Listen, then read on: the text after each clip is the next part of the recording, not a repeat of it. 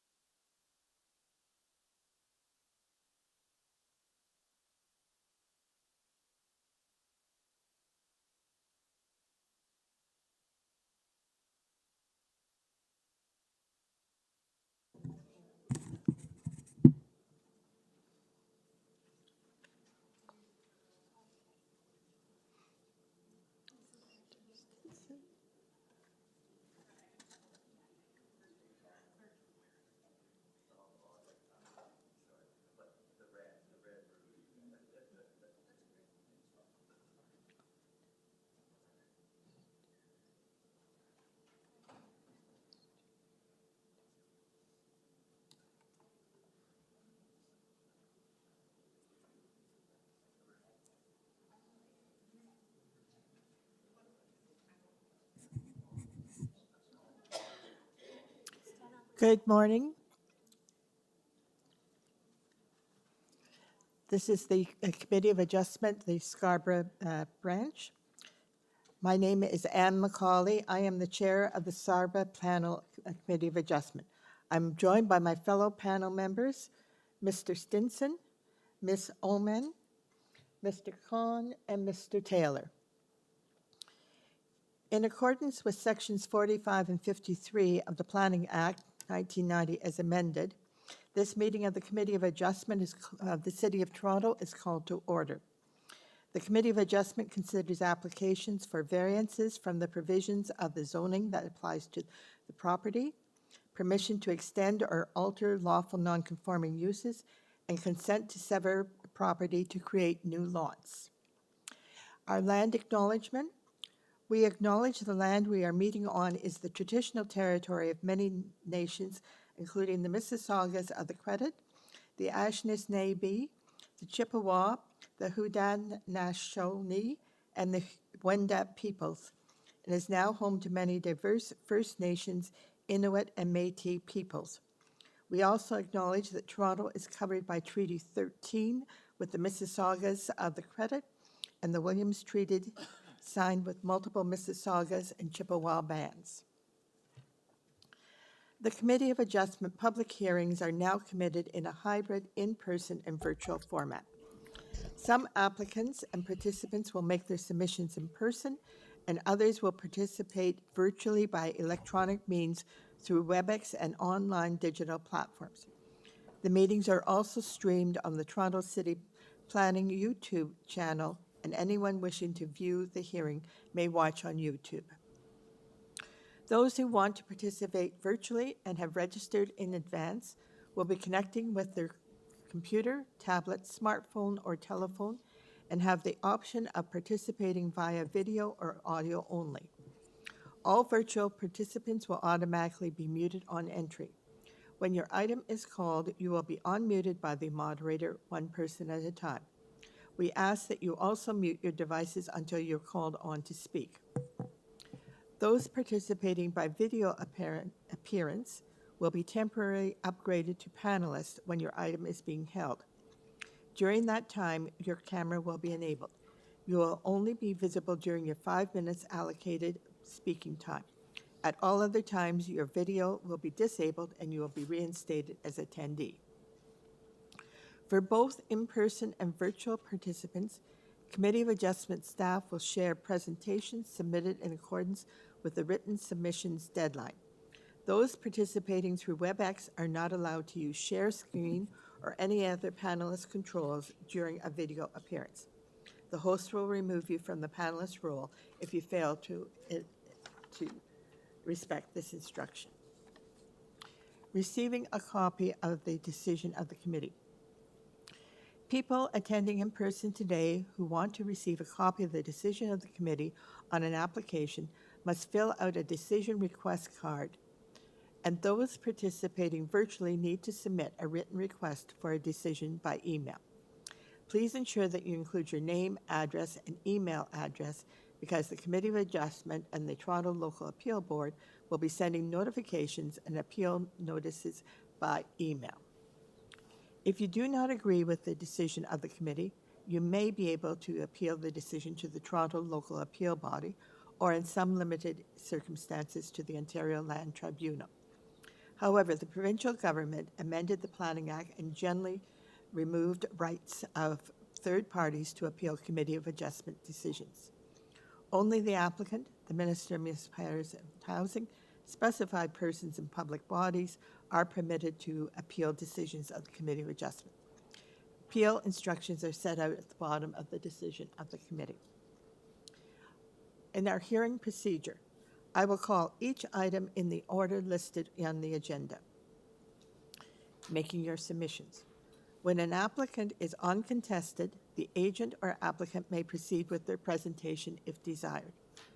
When the committee does not require presentations, applicants are to advise the chair should they wish to speak to the committee. The committee may ask questions or take the matter into committee for a decision. Each speaker, including the applicant agent, will be given a maximum of 5 minutes to address the committee. I will comment when you are reaching the 5 minutes. The time is shown on the board there. Any presentation or other materials you wish to submit to the committee must have been emailed in advance of the committee. Staff and committee members cannot accept materials at the hearing. When addressing the committee, please clearly state your name and address. Please remember to confirm your remarks to the matters outlined in the application. The applicant or agent will proceed first and will make a presentation to the committee on the application. Please note that the committee may not entertain revisions to proposals at the hearing today.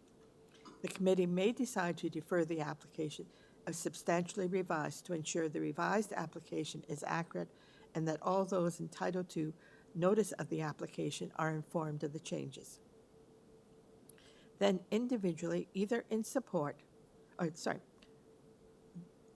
individuals either in support or opposed to the application will be invited to speak. Generally, we call first on speakers in the hearing room and then those participating through WebEx. Committee members may ask questions of each speaker after they have finished their presentation. When all speakers are finished, the applicant agent has an opportunity to rebut only those issues that were raised by the speakers. That will mark the end of the discussion. The application will then be taken into committee for a decision. Before the first item, confirmation of minutes of the last meeting. Can I have a motion to adopt the minutes of the last meeting? I'll make the motion. The minutes as circulated be adopted. Thank you. I have a motion from Mr. Hahn. I have a seconder. Chair, I'll second that. I have a seconder from Mr. Stinson. All those in favor? That motion is carried. Okay. Are there any declarations of interest of the panel or staff? Through the chair, there are none from staff. Any declarations of interest? No. Panel? Hearing none. Deferred requests. Mr. Deputy Secretary Treasurer, have you received any requests for deferral? Through the chair, we've received 3 deferral requests for the morning session. The first one is item number 14, 799 Midland Avenue. Deferral sine die at the request of the applicant in order to address concerns identified by community planning. Is the applicant available on this item?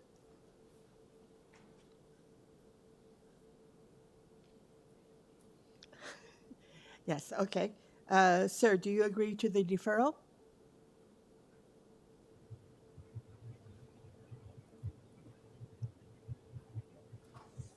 Courtney, you've been unmuted. Hello, thank you. Yes, we would like to formally request deferral on this item. Okay. Okay, Madam This is- Chair, can I move a motion to defer? Yeah. Okay, I'd like to move a motion to defer this item, and is sine die. Thank you. Do I have a seconder? Chair, I'll second the motion. Okay. Moved by Member Ullman and seconded by Member Stinson for deferral of item number 14, 799 Midland Avenue, and that would be a deferral sine die. All those in favor? All those opposed? The motion is carried. There is no one opposed. Okay. The second deferral, Mr. Through the chair, the second deferral is for item number 15, for TRELEVAN Place. Deferral sine die at the request of the applicant to address community planning concerns. Thank you.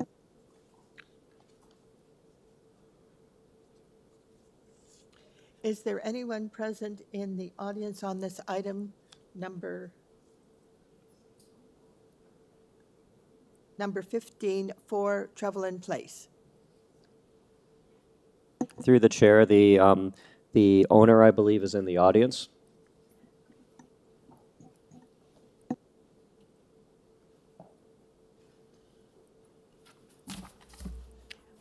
Good morning, sir. Would you give your name and address? And I understand you're the owner. Yeah. Good morning, Chairman and the rest of the committee. My name is Wilfredo Salonga, the owner of Trelevan Place, Scarborough, Ontario. Thank you. And do you agree to the deferral? Yes. Okay. I'm requesting for deferral, Mr. Chairman. Thank you. Anyone else in the audience who wishes to speak to the deferral? No, no one online? Okay, what is the wish of committee? I'm happy to move deferral so that discussions can continue with the applicant, Madam Chair. Thank you. I have a motion for deferral. Chair, I'd like to second the motion. Okay, thank you. I have a motion for deferral from Ms. Oman and seconded by Mr. Stinson. All those in favor of the deferral? Thank you very much, sir. Your application has been deferred. Sign it. Thank you.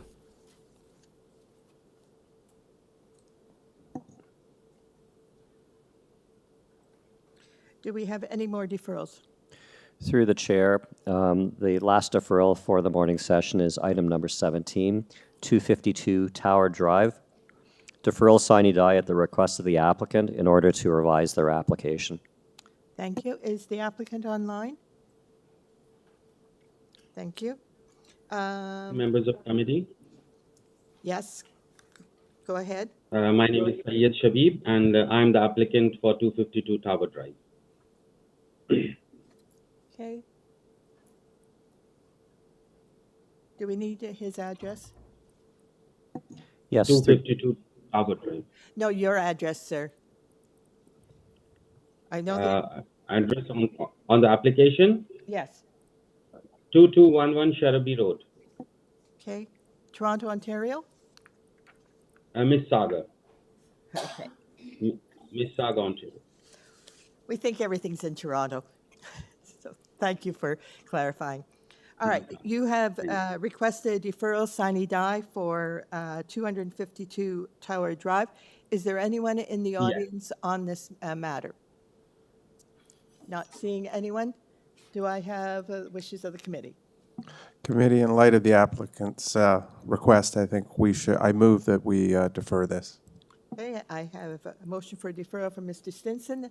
Seconder, I will second the motion. a seconder from Mr. Hahn. All those in favor of deferral? Thank you. That matter is deferred. Okay. Any other deferral matters? through the chair, there are none. Thank you. Okay, we will start the hearing with item number 1, 816 Meadowvale Road.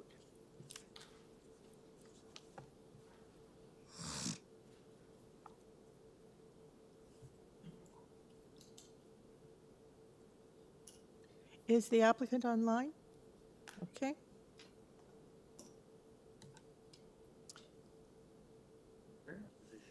I'm the agent for the property owner. My address is 6.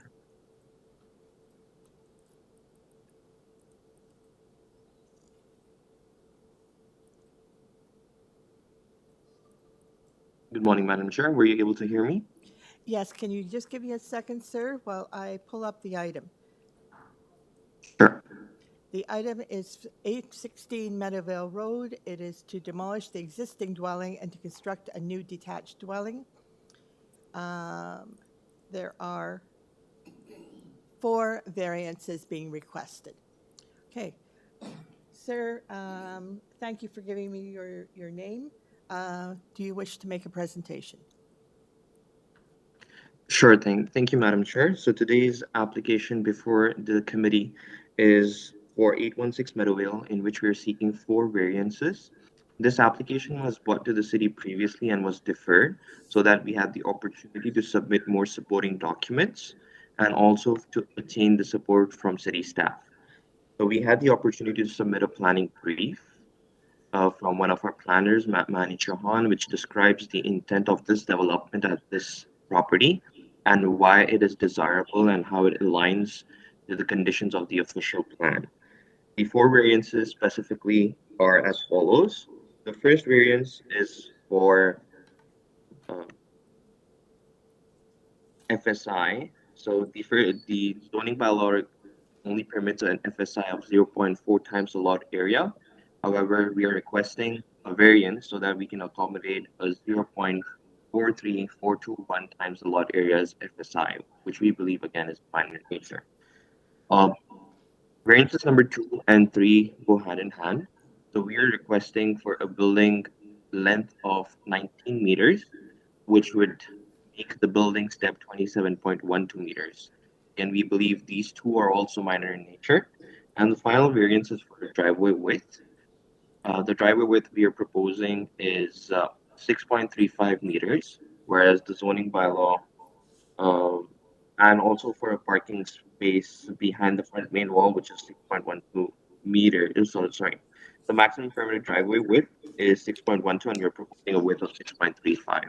So these four variances before the committee have been presented, and with the justification report from our planner, which says that these are minor in nature.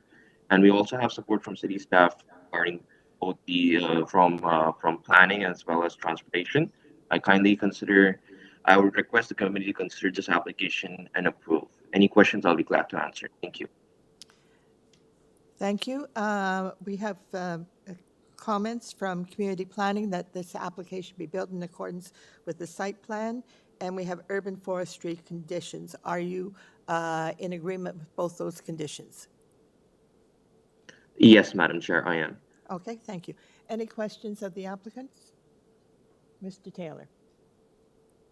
Thank you, Madam Chair. Yes, sir, I noted that when you applied last September, with respect to variance 1, the maximum permitted floor space area was cited as 0.5 times the lot area. And in this current application, it is cited as 0.4 times the lot area. Can you explain the difference? Yes. So in order to align with the official plan, our planner suggested that we reduce the size of the building from what was submitted in September. So we have reduced the size of the building so that we have reduced the area and also the length of the building. So I believe when we came in September, we had a larger length and a larger depth. So we have shrunken the new build so that it aligns more with the official plan. Okay, thank you. That wasn't my question, though. My question was, in your original application, the maximum permitted floor space area was cited as 0.5 times the lot area. It is now cited as 0.4 times the lot area. Can you explain the difference? Oh, my bad. I do not have the documents for previous variants in front of me. However, these variances were given to us by the zoning department. The zoning notice was also submitted to the committee, and these variances are based on the zoning notice. Okay, thank you. Thank you.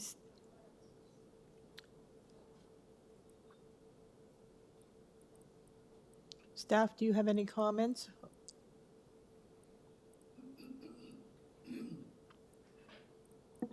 Through the chair, we are reviewing this, but my understanding is that the FSI is based on a zoning review, but we're just confirming this right now. Okay. All right, while we're waiting for that confirmation, is there anyone in the audience who wishes to speak to this item 816 Meadowvale Road? Through the chair, I can confirm that the 0.4 FSI in the public hearing notice is correct. It's based on the zoning review, the most current zoning review. Okay, thank you. So the maximum permitted floor space is 0.4 times the lot area, and his proposal is 0.43421 times the lot area. We're 5 decimal places here. Okay. So, any other questions of the applicant? Okay, are we ready to take this matter into committee? Yes, Mr. Khan? Thank you, Madam. Through you, I would like to take the advantage proposed by the staff and their comments. So I'm moving that this application be approved with the conditions staff has set and also forestry condition. Thank you. Do I have? Through the chair, for a point of clarification, I just want to ensure what conditions you're referring to. Yes. Which conditions? You said the forestry conditions and community planning also had a condition. That's right. Is that the one that you're? That's right. That's Okay. So the conditions are community planning conditions that they build in accordance with the site plan, and there's an urban forestry condition. That's right, madam. Okay. Okay, I'll second that motion with forestry conditions 1 and 2. And I also want to commend the applicant on a very good covering letter that explained everything quite clearly with respect to the variances. And I do think that this is appropriate development for the site and meets the 4 tests, Madam Chair. Thank you, Ms. Coombs. If I may, Madam Chair, I believe it's urban forestry 2 and 3. Is it 2 and 3? I wrote down 1 and 2, could be my mistake. All right, we'll agree it's urban forestry. It's 2 and 3? conditions. Okay, staff says it's 2 and 3, so sorry about that. Okay. Okay. Recommended for approval by Mr. Khan, seconded by Ms. Coombs, subject to community planning conditions and urban forestry conditions. All those in favor? All those opposed? None? This matter is approved. All members were in favor of the application. Thank you very much, sir. Thank you very much. Okay, we're moving on to second item on the agenda, which is 12 JANRAY Drive.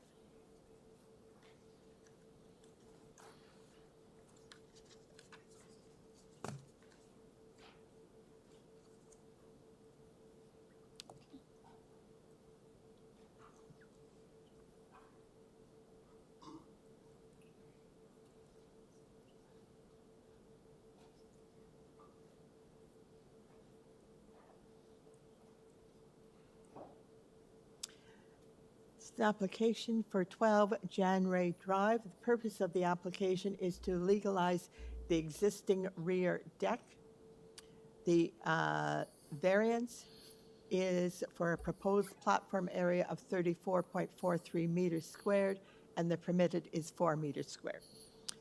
Are you the applicant, sir? Yes, I'm Raul Sudat. I'm owner at 12 JANRAY Drive. Okay. Yeah. Do you wish to explain Yeah. this application, how we arrived here? Yeah, so we built the house over, and the family's getting big, and so we decided to put a deck up so that they can go out and enjoy the back.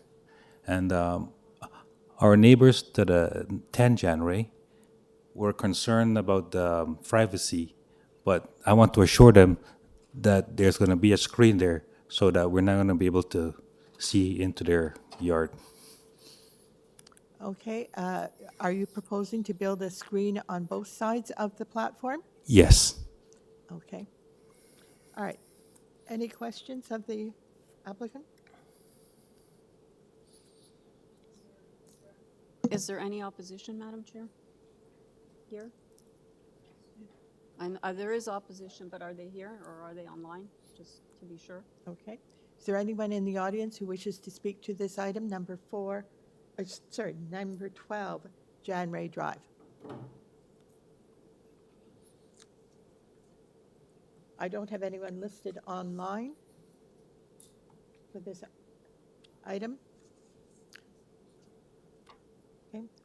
What is the wish of the committee? Okay, in that case, I'm happy to, well, it is a rather large deck, and I don't know if, are you aware that the planning department is recommending refusal, sir? No, I was not aware of that. Have you been in discussions with planning at all? Because, as I said, they Yeah, think well, that it is too big. One of the concerns was the invasion of the privacy, and that's why there will be a screen. That's why we put the screen up, so that there will be no invasion of privacy. Okay. They do say in their report, if the committee, chooses to approve, which I don't know if we're going to do, that the condition should be a 1.8 meter height screen on the east and west side, but Yes. their primary recommendation is to refuse. And I believe one of my colleagues has another question for you, sir, so I'll pass it over to him. Thank you. Go Through the ahead, chair. Mr. Stinson. Thank you, sir, for being present today. Just a couple points of clarification. The original deck, was that built with the code and the permits in place? No, we had to go and get the permits afterwards. We weren't aware, like we were new. So then after we found out that we had to get all these stuff, that's when we went and applied for everything. Okay. Yeah, always advisable, go get your permits firsthand. Second point, the privacy is for the second level balcony of this extensive deck? Yes. And on the main level, or ground level, I'll call it, will that have privacy screening too? Yes. And what chose you to add this privacy screening if you haven't had discussions with city departments? Pardon me? What caused you to decide to put in the privacy screening? What's motivated you to do this? No, well, the neighbor, they said that it's going to be an invasion of their privacy. So that's why we decided to do that. Okay, thank you. I just wanted to air that out so I understood everything. I appreciate it. You're welcome. Any other questions of member? Okay. Any comments, committee? Are we ready to take this into committee now? Okay. Any comments? Through the chair, thank you. It's a big deck. We understand the background of it. We understand there is a letter of objection. The applicant is willing to put in privacy screen. I think for my peace of mind, it does meet the 4-test rule. I'll leave it there. That's my opinion. I would agree with Mr. Stinson's comments. I think it is quite large, but with the privacy screen, I also note there are trees, I believe, in the back that also provide some screening. Yes. And hopefully next time you'll get a building permit so that you don't find yourself back here. So I would be inclined to agree and be able to support this application. Thank you. Okay. Any other comments? All right. Do I have a motion? Thank you, Chair. I move that we approve the application, of course, subject to the conditions of community planning and urban forestry. And I'll second that motion. Thank you. I have a motion to approve this application by Mr. Stinson, second by Ms. Coombs. Sorry, Ms. Ullman. And subject to the condition that they add a privacy screen of 1.8 meters on the east and west sides of the deck and conditions of urban forestry. Okay. All those in favor of this? Okay. The application is approved. Thank you very much. Thank you very much.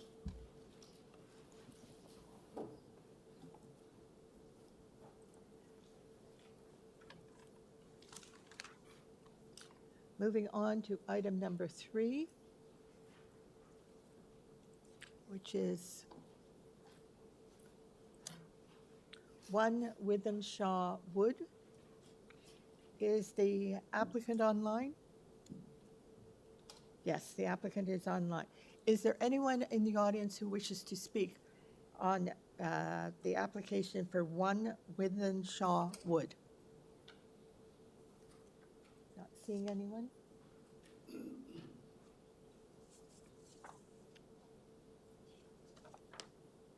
I don't have anyone listed online other than the applicant.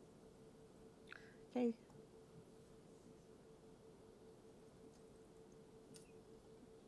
Good morning, committee. It's Peter Jeruzik calling from Arc Design Group regarding 1 WYTHENSHAWE Wood. This is an application that's been deferred to have community consultation. Last time we had this meeting, there was a lot of people from the neighborhood in opposition.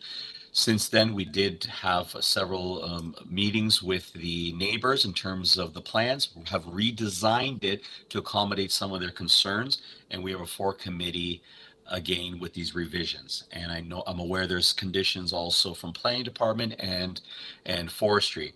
At this point, if there's nobody there in opposition, I'll save you guys some time. If you have any questions, I'm willing to answer them. Okay, thank you. Mr. Stinson. Thank you, Chair. Sir, how many meetings did you have? You said several. I'm just curious. As my client had at least, I think, two. He's maybe not all with the same group, but met with a few of the neighbors and had they've organized one of the meetings in one of the houses. One of the neighbors got everybody together to meet with them, and they went through the redesign plans, heard some of their concerns, and revised them accordingly.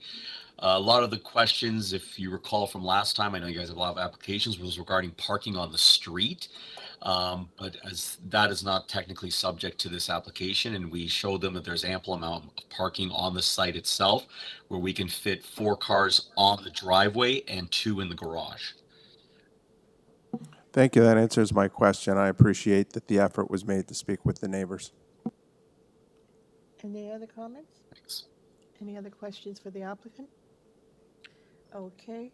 I note that the revised application is a double-car garage, and that will eliminate the tree in the front yard. I understand you have talked to Urban Forestry and you're in agreement with their conditions? We are. Okay. All right. So, do I have a motion for approval? Mr. Hahn. Thank you, Madam Chair. Through you, I would like to take the application with the condition as mentioned in the approval by the staff, and also the forestry conditions. Okay, so staff is say build substantially in accordance with the plans. That's right. Okay. Do I have a seconder for that? I'll second that motion, Madam Chair. Thank you. I have a motion for approval from Mr. Hahn, a seconder from Mr. Taylor, subject to urban community planning conditions and urban forestry conditions. All those in favor? All those in favor have approved this. It's been approved unanimously. Thank you very much, Mr. Stinson. Thank you for your time. Okay, the next item is for Gradwell Drive.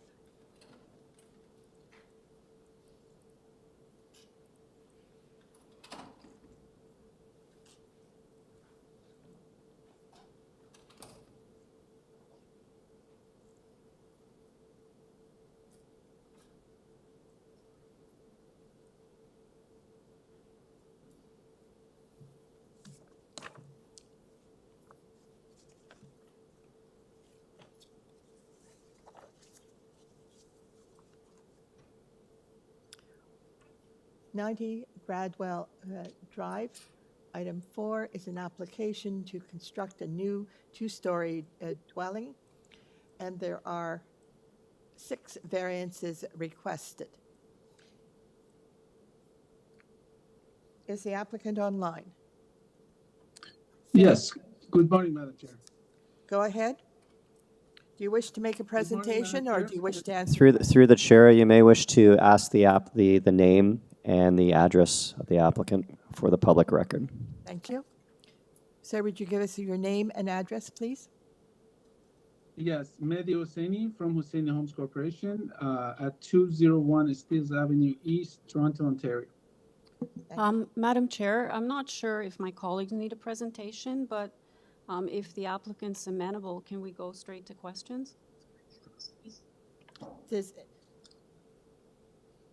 I see a concurrence that we go straight to questions from panel members. Thank you, Chair. Sure. Mr. Applicant, thank you for bearing with us there. I have only one question. There is Transportation Services has 7 conditions for this driveway. Are you in agreement with them? Yes, sir. And just let me clarify, those weren't conditions, they were advisory comments, and you are in agreement with them? Yes. Okay, thank you. Any other questions for the applicant? Is there anyone in the audience who wishes to speak to number 90 Gradwell Drive? Seeing none. And I have no one else listed online. Okay. What is the wish of committee? Unless the applicant has anything to add that's not in the submissions, I'm happy to move a motion, Madam Chair. So maybe double check if the applicant wants to add anything before I make a motion. If there is no questions from the members of the committee, I'm fine. You can go ahead. Okay, sir, thank you. So Madam Chair, if we're in committee, I would like to move a motion to approve the application. I feel that this is appropriate development for the site. It fits within the context of the neighborhood and what the city's looking for as we move forward. So I'm happy to move a motion to approve the application with no conditions. Thank you. So I have a motion for approval from Ms. Sullivan. I have Chair, I will second the motion. Thank you. motion for second from Mr. Stinson. There are no conditions. All those in favor? Thank you. Your application is approved, sir. Thank you very much. Thank you so much. Have a good day.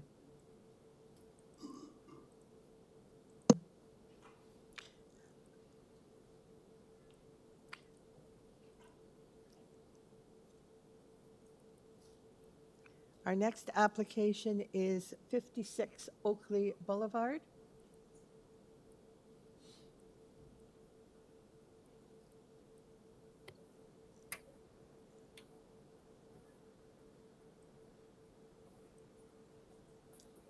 The application is to construct a rear yard addition to the existing dwelling.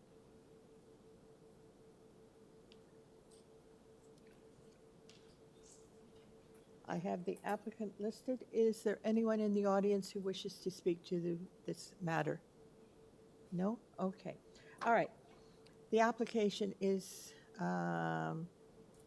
dealing with the rear yard addition to the existing dwelling. Would the applicant please identify themselves and inform us whether they wish to make a presentation? Yes, I'm here. My name is Tommy, and I received a letter saying it was recommended that the variances be approved. So unless I need to make a presentation, I think I'll just answer any questions you guys have. Okay. We need your full name and your address, please.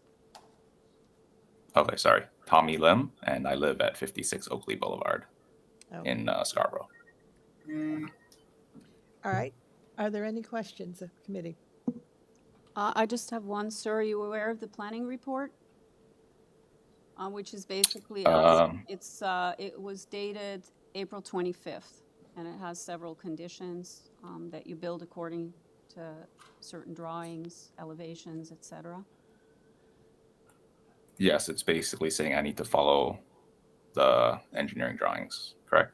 It says, I don't know, can the staff put the planning report on the screen? Then you can see all the conditions there. It's basically asking you to build substantially in accordance with the following drawings. Can you see it there online? Is that the one you read?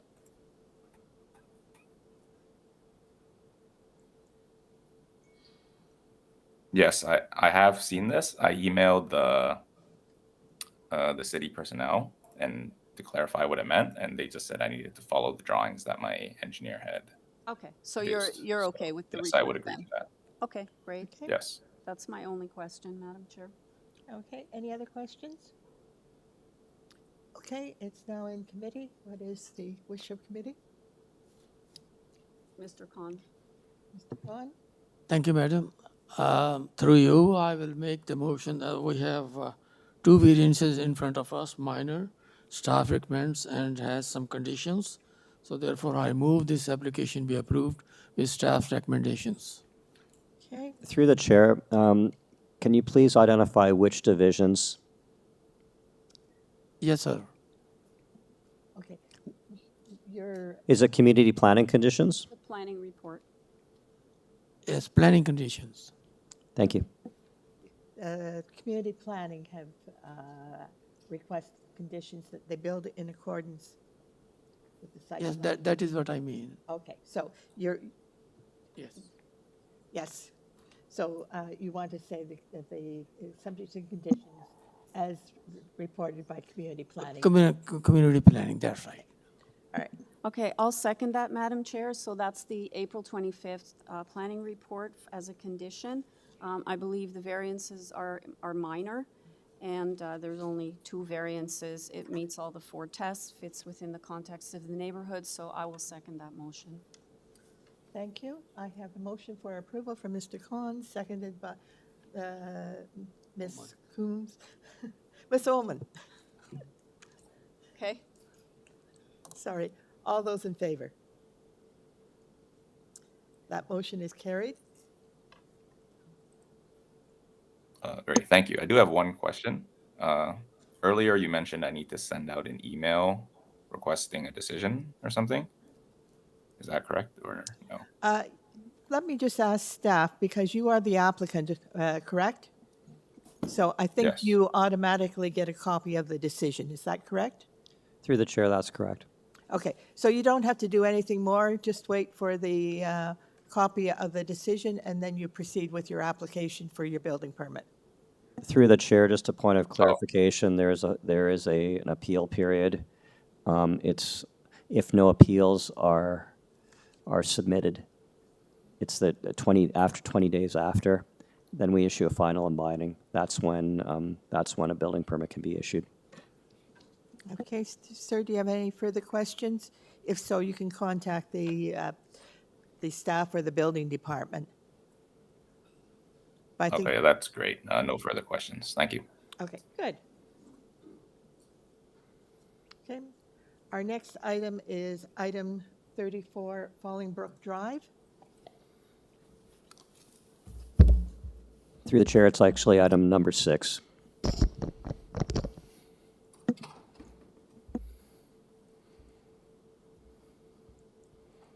Thank you. Okay, number 6.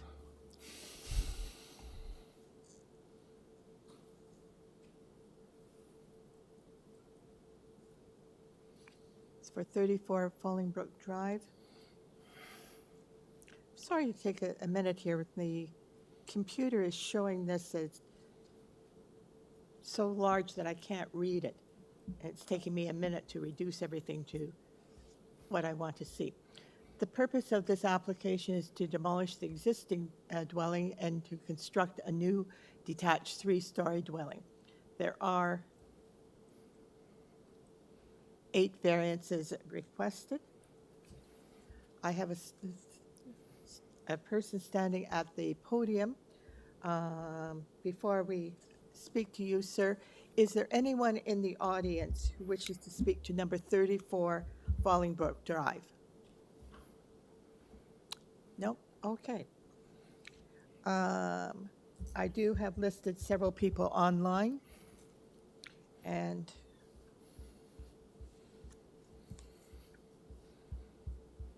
I have the applicant. Sir, would you please identify yourself? Good morning. Excuse me. Good morning, Madam Chair. Good morning, Committee. Jonathan Binskowski, 301 Keewatin Avenue. Thank you. Do you wish to make a presentation? I do, Madam Chair. If we could bring up the presentation materials I submitted. If we could bring up the public notice first. I just want to outline a couple of kind of the talking points and kind of my theme of where I'm going to go through with this presentation. This is a very unique site. Essentially, the topography of the site is really causing the thrust of the variances that are before you today.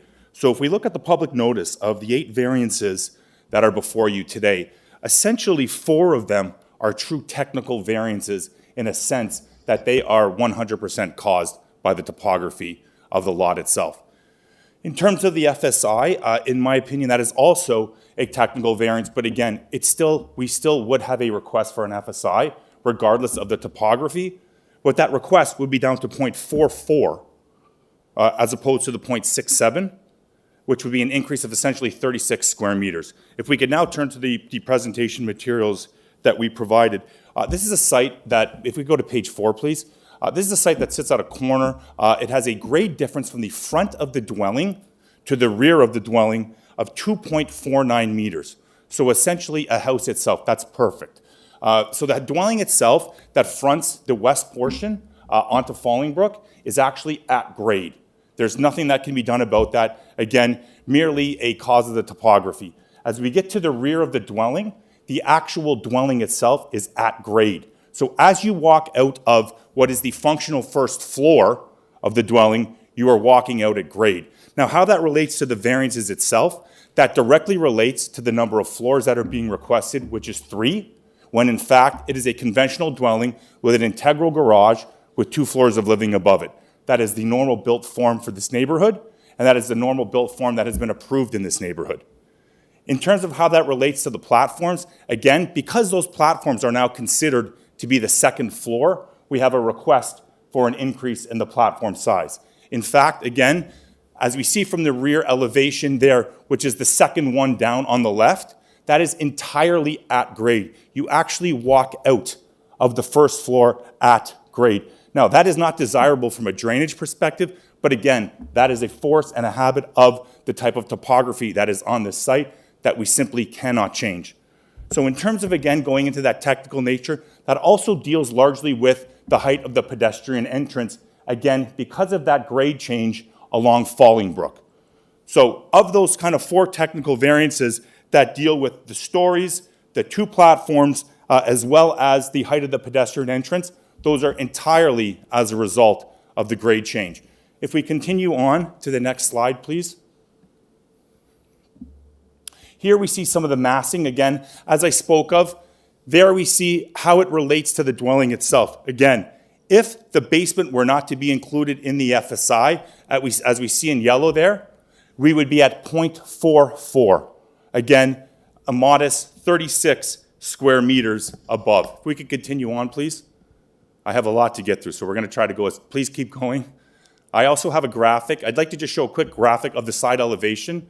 If we could keep going, please. Keep going, please. That's perfect right there. If we could go back up 1, please. Again, what we see here is that side elevation. If we relate to the bottom, on the right side of the screen, we see as we enter the dwelling at grade. At the left part of the bottom image, we see where we exit the livable area at a true first floor. So we've also, the architect has actually done a great job also of illustrating that grade change as it comes up. That is the actual change in grade that is there today. Again, that can't be avoided, and that again is what is leading to the number of stories requirement, the increase in the FSI, as well as the building height. If we continue on, please. I'd also like to just show a couple of the dwellings within the neighborhood. Because of the grade changes that occur really throughout this neighborhood, there are really 3 houses that surround this. If we could just stop there. Any picture really is okay. If we just zoom in on one. Because of the grade change, the elevation of the first floor of all of these dwellings is elevated. Now, what you're going to hear is, well, these weren't variances that were granted. Well, these predate 569-2013. These would have been constructed under the old Scarborough zoning bylaw, which did not regulate that pedestrian entrance height, nor the number of stories. So in terms of what exists in that neighborhood today, this is the built form of essentially every house that exists there today. If we could continue on, just a few more slides down. I also wanted to show how that main wall height relates to the adjacent neighbors. I'm pretty much done. Just keep continuing down. Okay, That one right there. Additional minute there. Yes, Madam Chair, just one. Actually, we could leave that on right there. At the top, what we see is that rear elevation where it sits exactly at grade. It is not elevated above. It is essentially at the natural grade of the property. If we could just go up one more slide very quickly. Sorry, the other way. Sorry, backwards.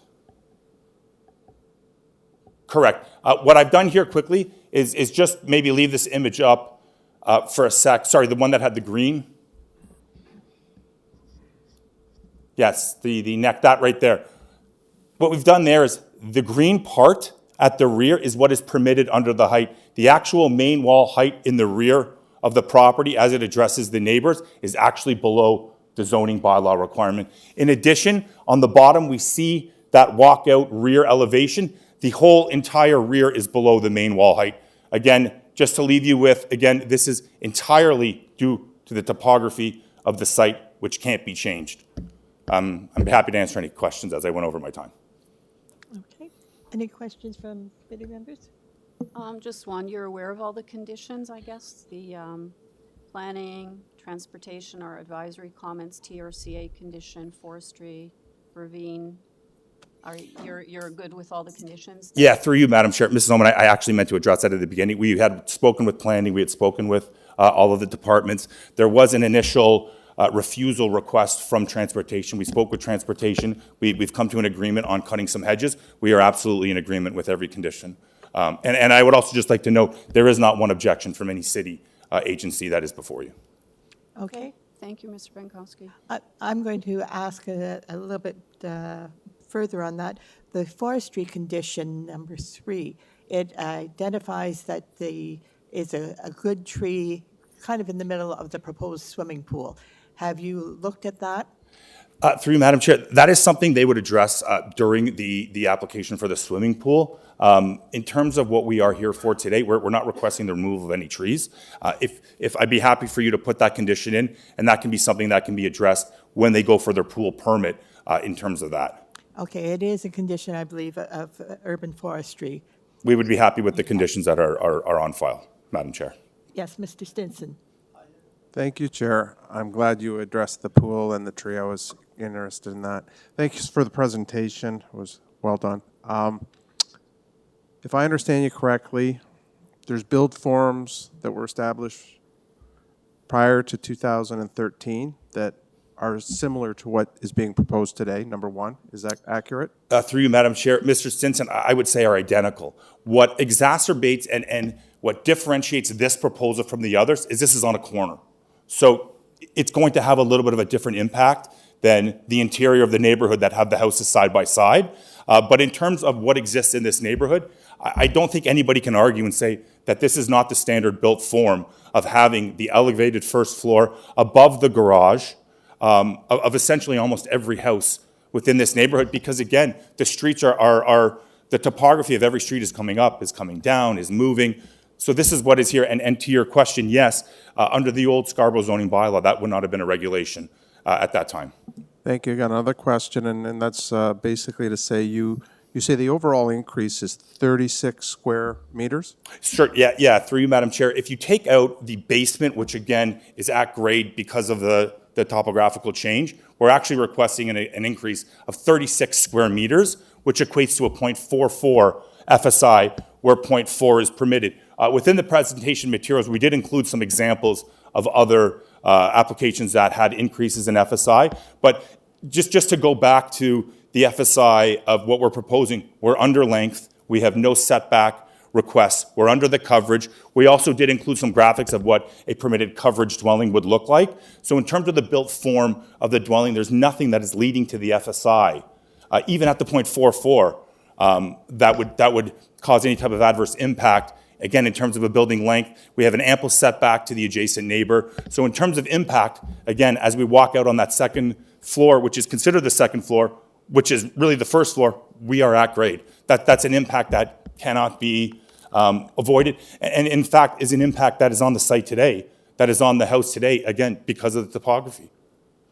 And I'll finish with that. Thank you for your answer, that the topography makes a big difference in what the context is for this application. Thank you. Yeah, and I would also say that this really is the zoning bylaw can't be written for every individual property on a basis of this is the norm, this is where we are. The reason we have committee of adjustments, the reason we have minor variance is largely for properties like this that are unique, that are different from what is around them, that creates different situations, different numbers. Okay, thank you. Mr. Khan.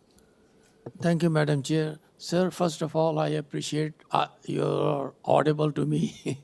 I appreciate that. Sir, my concern is a little bit concern you have explained before, but please just make a little bit more clear that variance number 3 and 4 is my concern. That is, the building height is 10.96, maximum allowable is 9, and exterior main wall heights 8.94, allowable is 7. Kindly explain little bit slowly. Absolutely. Let me just get the appropriate slide. If we could go to slide 4 of our presentation. And zoom in, I think zoom in on one of the side elevations.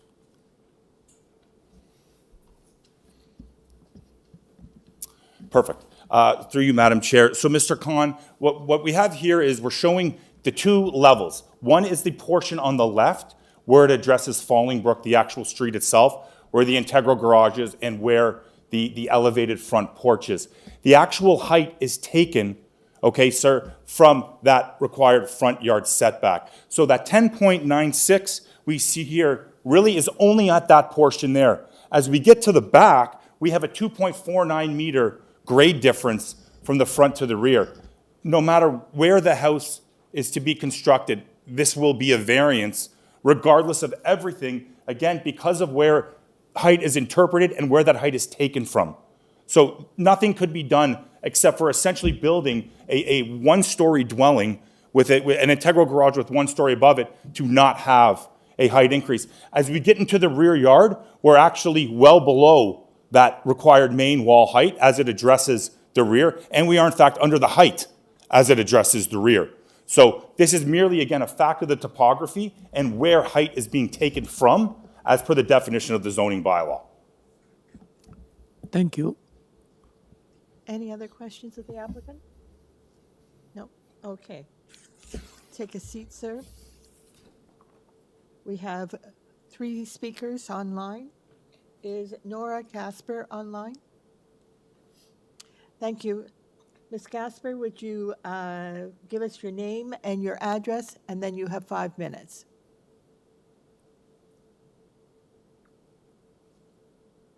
Excuse me, I gave my idea.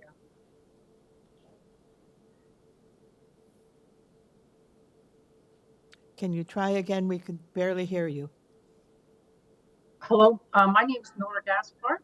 Thank you. Can you hear me now? I Okay.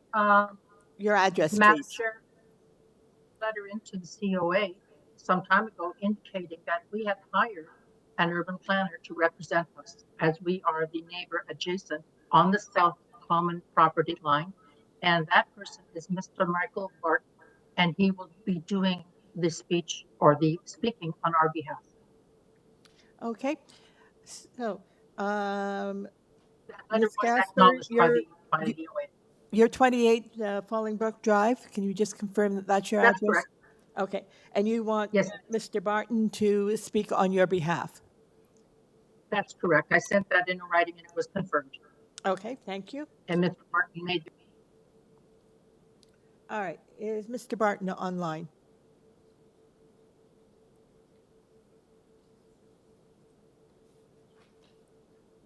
I'm here. This is Michael Barton. My address is 1489 Abbeywood Drive in Oakville.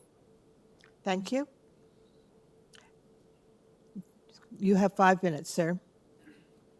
Thank you. So I'm a registered professional planner. I was retained by the owner of 28 Fallingbrook Drive. I prepared a land use planning opinion and submitted it to the committee. Just a couple of notes up front. It appears to me that no changes were made to the drawings or applications since the February 28th date that was, I saw uploaded drawings and uploaded revised minor variances. There were letters of support that were provided in advance of those revisions. They don't seem to have been updated or new letters of support submitted. So it's not clear to me which plans those letters were based on. You have seen multiple objection letters that were filed for both the original application, and then the members of the community have taken the time to update their letters and submit them. And then there's also an objection letter from the local councillor to the application.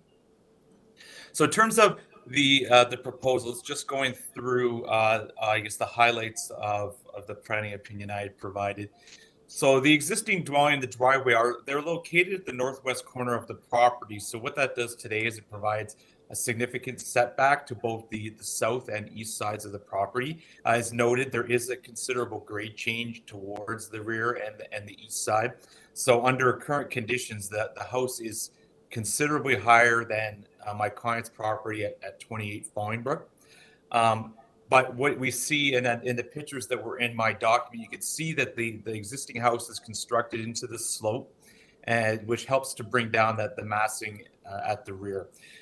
So the neighboring property, 28 Fallingbrook, is a two-story detached dwelling.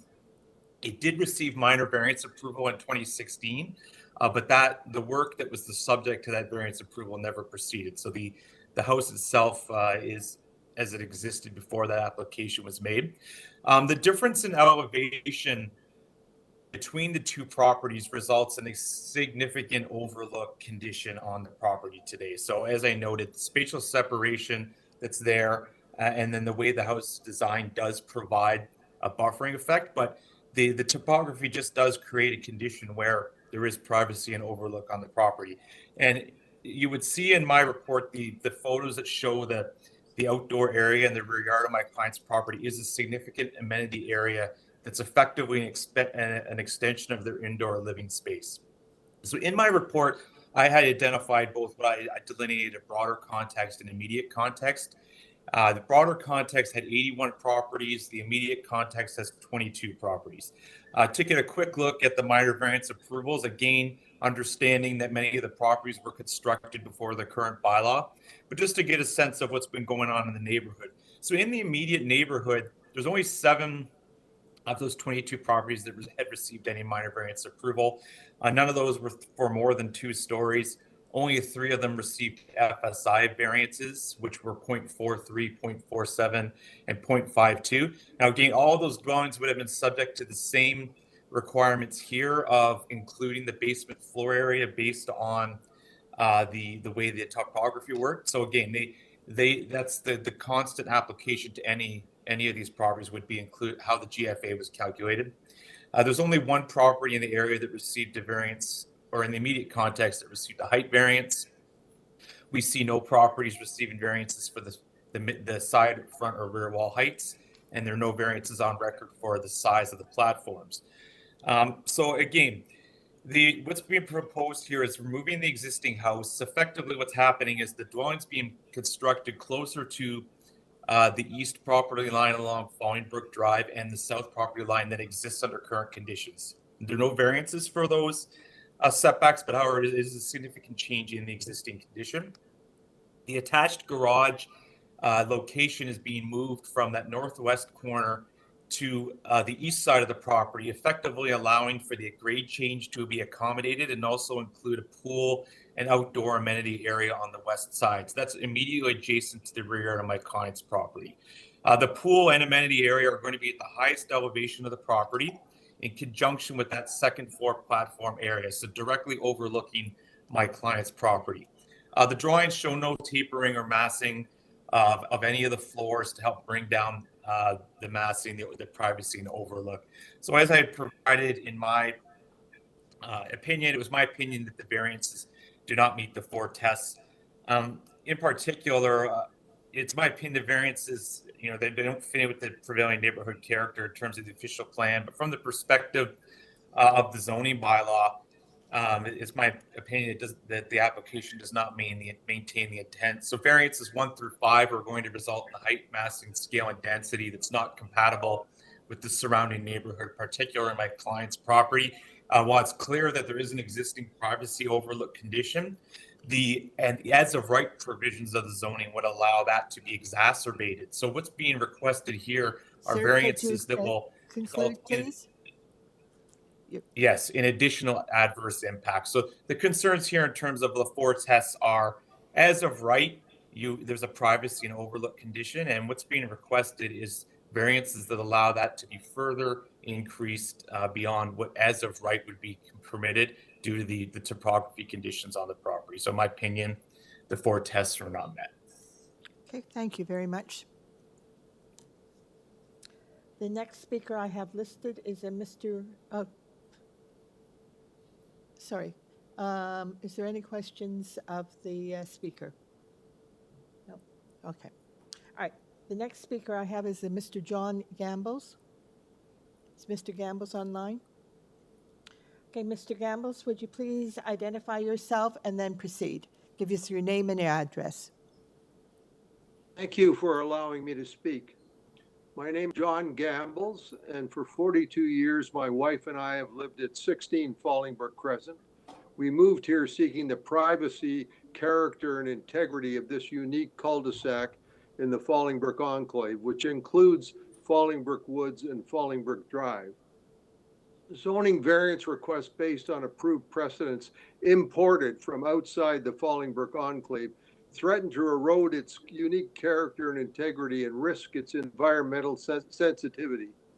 The subject plans, absent the fourth story, continue to contain significant variance requests that are not minor when compared to the zoning bylaws. The natural elevation of the lot, the repositioning of the house, which the applicant did not mention, together with its density and height and egregious platforms, fail to consider the adverse impact the house will have on the immediate neighbors and the character of the immediate community. A detailed review of the plans suggests that the needs of the owners could have been satisfied with a less grandiose design, the nature of which has contributed significantly to the adverse impact the FSI variance request, which is 68% over the zoning bylaw limitation. The covering letter and research of the applicant accompanying the plans make it absolutely clear that their justification for claiming that the requested variances are minor does not result from comparison to the zoning bylaw limitations. It results from comparison to a very limited number of non-prevailing precedents set by the Committee of Adjustment on past approved applications within a 500-meter radius of 34 Fallingbrook Drive. We found it revealing that of the 67 applications listed from within this 500-meter radius, only one was noted as having been declined by the Committee of Adjustment since 2007. No wonder applicants are emboldened to push the envelope, as this application surely does. We are facing creeping overdevelopment, which in this affluent enclave cannot be described as gentrification. The various requests in this application, which are not minor, certainly ignore in the extreme the intended proportionality inherent in the zoning bylaw. We submit that bills justified in the name of progress and modernization should blend with the character of the Fallingbrook Enclave and respect its environmental sensitivity, not just stick out like a sore thumb that will be here when the owners have left with their financial gain at the expense of our community and its integrity. You have 19 letters of objection requesting that your committee decline the application in totality, given the egregious nature of the variance requests by comparison to the zoning limitations and the character of the immediate community. You also have a letter of objection from Councillor Parthy Candavel, who speaks for its constituents and recognizes the inappropriateness of this application. We submit that this application should be declined by your committee. Okay, thank you very much, sir. Any questions? Yes, Mr. Stinson. Thank you, Chair. Thank you, sir, for your presentation. What's the proximity of your residence to the one in question? I'm on the next street, so I don't fall within the immediate area, but I live in the enclave, and I'm very concerned about the precedents that are being set by your Committee of Adjustment. And that's why I'm also concerned about the neighbor, but selfishly, the thing I'm most concerned about is these egregious precedents that are being approved by your committee. And that's why I'm objecting. And I thank you for your frankness, and I appreciate your comments. Thank you. Thank you. Sir, when you say you object to the variances that are being considered by this committee, is there one or two that concern you more than any of the others? Well, if you read my letter of objection, number 2, FSI, that is 68% over the zoning bylaw. Number 3 is 22% over the zoning bylaw. Number 4 is 28% over the zoning bylaw. Number 5 is 282% over the zoning bylaw. Number 6 is 584% over the zoning bylaw. Number 7 is 1,006% over the zoning bylaw. Okay, thank you Does that very answer? Thank you very much. As you probably know, the variances are not necessarily considered numerically. I was looking for if there was one or two that really you would prefer not to be variances, but that they maintain the existing provisions of the zoning bylaw, rather than everyone is over the provisions. But I understand that that is what you are stating. So thank you very much. No further questions for you. Okay. Yep. Anything else from committee members? No? Okay. Thank you very much, sir. All right. Mr. the agent? Thank you, committee. Can we bring up the presentation material we submitted again? I want to just address a couple of the issues of privacy overlook and setback. There is no request for a reduction in setback. There is no request for an increase in length. The privacy of Mr. Barton's client is going to remain exactly as it is today. There's really no change. The topography is what it is. It's higher. It's always going to be higher. Whether the property remains as it is today, there's really no change to that. So I find it hard to understand how we can have an impact that is permitted in the zoning bylaw. The zoning bylaw is here essentially to try to regulate impact, and an acceptable impact is something that is accepted and allowed by the zoning bylaw itself. If we could go to page 4 first, please. I want to just, again, go back to the massing of the dwelling, and let's please zoom in on the top left 2 ones, please. So again, on the top, we have that front elevation, which, and I want to stress, there is no alteration proposed to the topography. This design is entirely based upon the topography of the property. So what we see again at the front is an at-grade entrance from a garage with, yes, an elevated platform, but again, that can't be avoided. And we're going to go and take a couple more looks at some pictures in the photo book to really show what's in the neighborhood. That is the standard built form. So on the bottom, what we see again is the main living space on the first and the second, which is entirely at grade. And I also want to stress that that rear main wall height, as it addresses the neighbors and as it addresses Fallingbrook as it turns to come up the hill, is 6.54 meters, well below the zoning bylaw requirement. Again, entirely a product of the change in topography. Can we go to page 15 of this document here? I just want to show a couple of the neighboring houses. Again, what they look like in context to what we're proposing. So starting on page 15,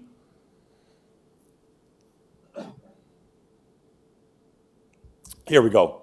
So again, of these 4 houses, all 3 of them have an elevated platform with 2 functional floors of living above it, with number 5 Fallingbrook actually having 3 functional floors of living above that platform. All 3 of those dwellings would mirror the platform request variance that is before you today. Similarly, if they were to have a rear deck, they would have the same platform size request variances that are before you today. If we could just continue on within here, again, we see 162 Blantyre. All of these dwellings are elevated because of the topography. That cannot change. Again, just to speak to that mass, the mass request really is for the front, which is the lowest point where you enter the dwelling. I didn't hear a whole lot on the impact of the variances rather than people just not liking what is really proposed, rather than addressing the impact and how it fits in with the neighborhood. I think from the photo book, it will fit in with the neighborhood, which again has the typical elevated front porch. I think that's really my rebuttal. I'd be happy to answer any additional questions that the committee might have. Okay, thank you. Hi, I have a question, Mr. Bankowski. I'm not sure if you know the answer, but if you look at the footprint of the existing house, how would the new one transpose over top of that? Like, I understand there's no side yard and depth and length variances, which is a good thing, but I'm trying to just get a sense of how that changes footprint-wise. I think on the floor plans, if we go to the floor plans, the site plan, I believe, has an overlay of the existing dwelling on it. I was trying to find it. There's some dotted lines, and I was You- reading the index. I couldn't figure out. You know, it's funny. I complimented the architects because they really make such clear plans. I actually find them very well done and very easy to understand. No, it should just be on the regular site plan, which would probably be the second page. Suggestion for the future. I know sometimes they come in with the color ones. You can actually see. Yes, of the difference lines? with the lines. Yeah, I think if we zoom in here, we will be able to see the existing dwelling. Yeah, it is dotted. But yes, through you, Madam Chair, Ms. Soman, there is a lot of information. Again, a lot of that information, again, is the result of the topographical changes and the notes that would be required. But if we see the dotted lines there, yes, correct. So it's, yeah, again, I'm having a hard time seeing it, but We can see that dotted where the garage actually enters off of the other side. There it is, right there. okay. I believe it's where it says proposed 3-story dwelling, and you can actually see the dotted line. Yeah, I was looking at, I saw different dotted lines, and I was trying to, but it's okay. Thank you. Any other questions? I have a question, and it's using the same drawing. It is easy, now that I can see these dotted lines, to identify that the existing dwelling is almost totally on, shall we call it, the east side of the property. And what you have, the proposal is to move it to the center of the property and to significantly move it very close to number 82, the dwelling unit there. Have you considered whether you could provide some additional privacy for number 32? In particular, I see you've got a covered porch at the back there. That covered porch in a portion of their building is, I think it's 10 feet from the property line, but it's totally within their rear yard. Have you considered how you could handle some privacy issues there? Madam Chair, I mean, I'm assuming they'll be putting up a fence along that property line. There isn't a covered porch in that rear. It is open, but again, Madam Chair, even with fencing, the topography is going to be higher. Again, there's no change from where the privacy is today.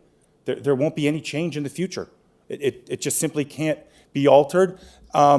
They may wish to put up a fence, but again, you're actually exiting the building at grade to the rear. We're not even speaking of an elevated platform off of the first floor where we would say, okay, we'll put privacy screening on one side as it addresses the neighbor. You're truly at grade where you exit into that rear yard.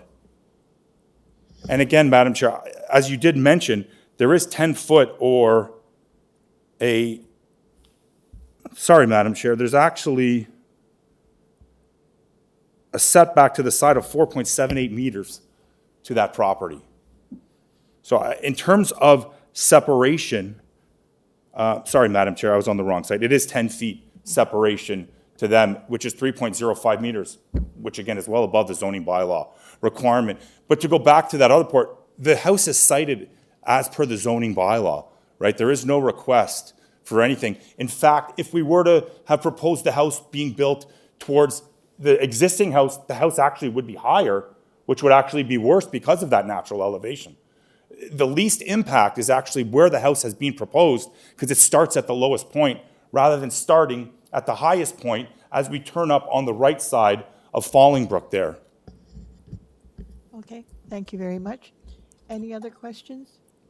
Mr. Khan? Thank you, Madam. Sir, after listening to your presentation, which is appreciative by me, and also listening to the people in opposition, we received 18 letters in opposition. We heard 3 present at the moment. And one of them is saying that your 4 tests are not complied. And one is mentioning all 8 variances above in percentage. So did you have a meeting before applying with the neighborhood and with all these people? Through you, Madam Chair, I'm generally not one to get into things like this. I sent out multiple emails. I organized a public meeting for the neighbors to come to 2 Saturdays ago. I went to the property. Not one person showed up at the meeting. I essentially sat there for an hour by myself. And I can tell you, I had some communication with some of the neighbors via email, and not one person showed up to the meeting. But again, I don't want to stress on that. I'm not. But I organized the community meeting. The email went out to about 20 neighbors, and not one showed up. Thank you, sir. Any other questions? Okay. Okay, thank you very much. All right, committee members, your comments. Thank you, Chair. Thank you, everyone who spoke today. A couple of things I want to comment on for my fellow committee members. This is a extraordinarily unique community with diversity plus. It can range from a home to an estate. It has, as was pointed out by all concerned, various topography issues. We are talking, when I say estates, homes like 33, 35, 9 Fallingbrook that would be, by anybody's definition, an estate or a chateau-size home. This is a corner lot that's being proposed in the application. There has been a wide range of people weigh in for it and an equally wide range against it. I see that the city departments that support this committee have not in any way at this point, except for conditions, refused this application. And at this point, I will be looking to approve it. Okay, thank you, Mr. Stinson. Ms. Omi? Thank you, Madam Chair. I would agree with my colleague. I mean, in looking at this property and the surrounding neighborhood, there are some very large homes here. And I think valid arguments were made on both sides, but I do feel that this meets the 4 tests and it fits in with the official plan and what it's seeking to do in terms of intensification. And I understand that change is often difficult in neighborhoods, particularly when you've lived there for a long time. I face that myself. But I do think, I mean, I was swayed also by Mr. Venkowski's arguments with respect that several of these variances are in fact technical because of the topography of the land. So I also will be supporting this application. Mr. Taylor? Yes, I would agree with my colleagues. I commend the agent for an excellent presentation that anticipates concerns of the neighbors and us. And you make excellent points about the topographical considerations that affect the variances required to build this building. I'm mostly influenced by the fact that this building is entirely within the approved building envelope under the zoning bylaw. There are no rear yard variances, building length variances, coverage, landscaping. In other words, in my mind, on those matters that I just listed, that can have a great effect on impact, do not impact by this proposal, because you don't need any variances. So I too will be supporting this application. Okay, thank you, Mr. Taylor. Nothing? Okay, I want to comment too. I looked at this and I listened to the comments from the next door neighbor who was good enough to talk about it. And that is why I questioned you about the porch in the rear yard. But a 10-foot separation from that porch, even though it's going to overlook their fairly private backyard, is certainly adequate. I can't say that that's out of line with what we would be approving in any situation here. I note that the planning department wants to make sure that what we see is what we get. And so they have requested that if we approve this application, that the condition be that it build in accordance with the site plan, the roof, the east, south, west, and north elevations. Are you in agreement with those as well? We are, Madam Chair. Okay. All right. Any further comments? Nope. Okay. Chair, if you'll allow, I'll put forth the motion to approve the application. And I'll second that motion with the planning condition, forestry condition, and TRCA. Are you okay with that, Mr. Stinson? I was just asking the chair if I could put forth the motion, but so I'll formally put it forward now. I move that we approve this application at 34 Fallingbrook Drive in Toronto, and that we do so with the conditions contingent on and subject to the conditions of community planning, urban forestry, and of course, my mind escapes me. I apologize, Toronto and Region Conservation Authority. Okay. Do I have a seconder for that motion? Thank you. I have a motion for approval from Mr. Stinson, second by Ms. Ullman, for approval subject to conditions of community planning, TRCA permit requirement, forestry condition. I think those are the three conditions that you have. All those? Sure, could I just ask one question? Sure. When we say forestry condition, are we referring to ravine and natural features? No, there's a forestry condition number 3 as well. This requires. Oh, okay, I'm sorry, I missed that. Yeah. Okay. All those in favor of the.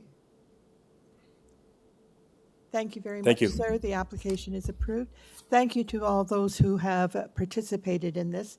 The application has been approved. Okay, we're moving on to item number 7, 129 Haslam Street. Give me a moment to pull that file up.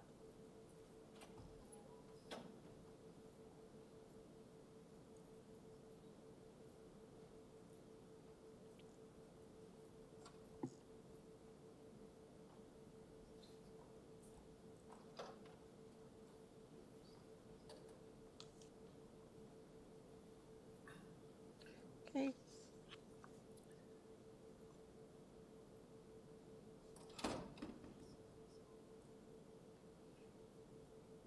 Okay. The application for 129 Haslam Street is to permit the construction of a 2-story rear yard addition. It is a variance in building length and an eaves trough location, and there's a proposed parking in the street yard. Is the applicant online? Yes, Madam Chair. I'm online. I'm the applicant. Okay, would you give us your name and your address, please, sir? Yeah, my name is Imran Khan. I'm from 1906 Parkside Drive, Pickering. Thank you. Do you wish to add any comments to this? Madam, this is basically this proposal is very straightforward, and all 3 variances are minor in nature. So I am happy to answer any questions, further questions if committee member has or maybe the audience. Okay. Is there anyone in the audience who wishes to speak to this matter? It is 129 Haslam. No, there's no one in the audience. And I have no one else listed as wishing to speak. Members, do you have any questions? Mr. Khan. Thank you, Madam Chair. Through you, I would like to ask the agent that does he consider any privacy for this next door neighbor, which is 131 on the north side, and it's a one-story building? Yeah, if it is, actually, we always prefer to have the privacy for each house. I also suggest the owner for this purpose, but if it is if it is required for the building permit process or maybe for commutative adjustment approval, we will definitely include on drawings. Thank you. Sorry, I'm not sure I understood what what you're proposing, sir.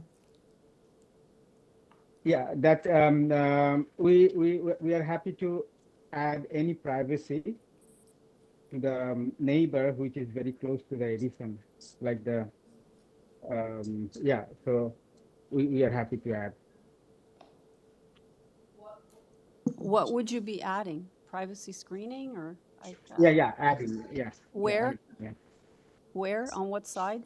It's this is on the. I'm just telling you from the plan. This is on the north side, and Sorry. also yeah, on the north side. Mr. Khan. And also, can you hear me now? Yeah, I can hear you. So on the north side? Yeah. And you're adding what, like 1.5 privacy screen, Mr. Khan? Is that what you're looking for? Okay. Yeah, privacy. That's right. You have the entrance from that side.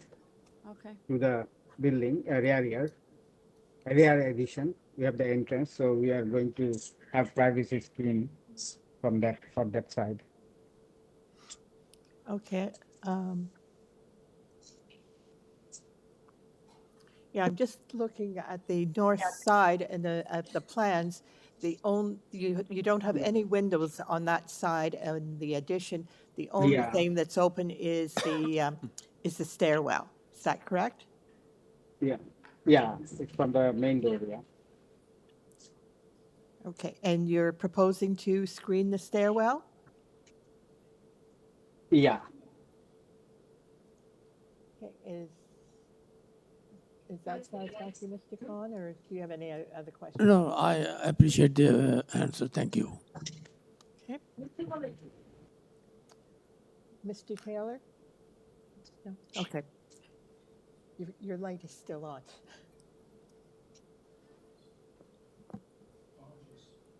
Okay.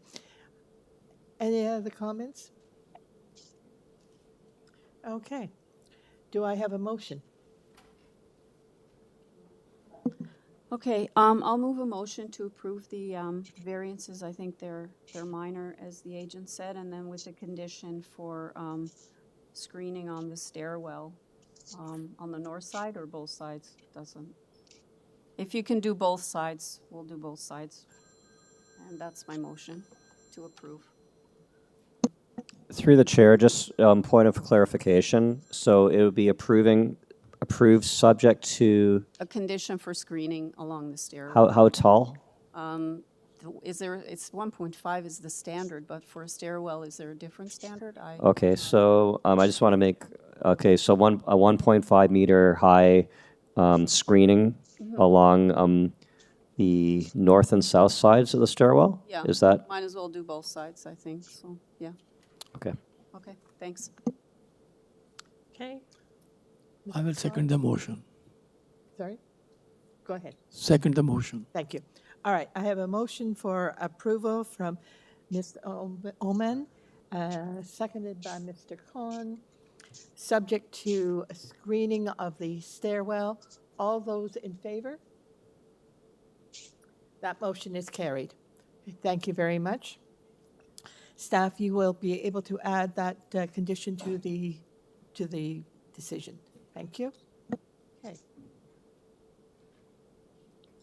Moving on to item number 8, 132 Lansbury Drive.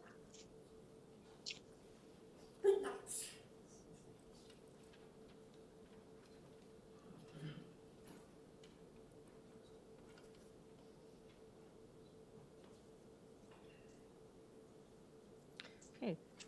Application 132 LANSBURY Drive is to construct a second-floor addition to the existing two-story detached dwelling. And the variances are for setbacks,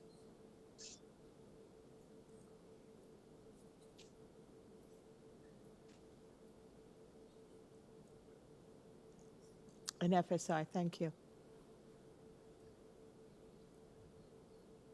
Okay. Variances for setback and FSI. Is the applicant online?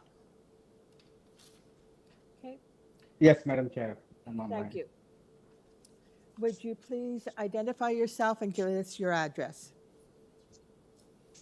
Yeah, I'm Imran Khan, and my address is 1906 Parkside Drive, Pickering.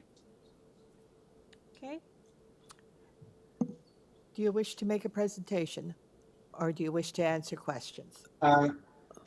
Yeah, I Madam wish to Chair, answer I couldn't questions. catch the name.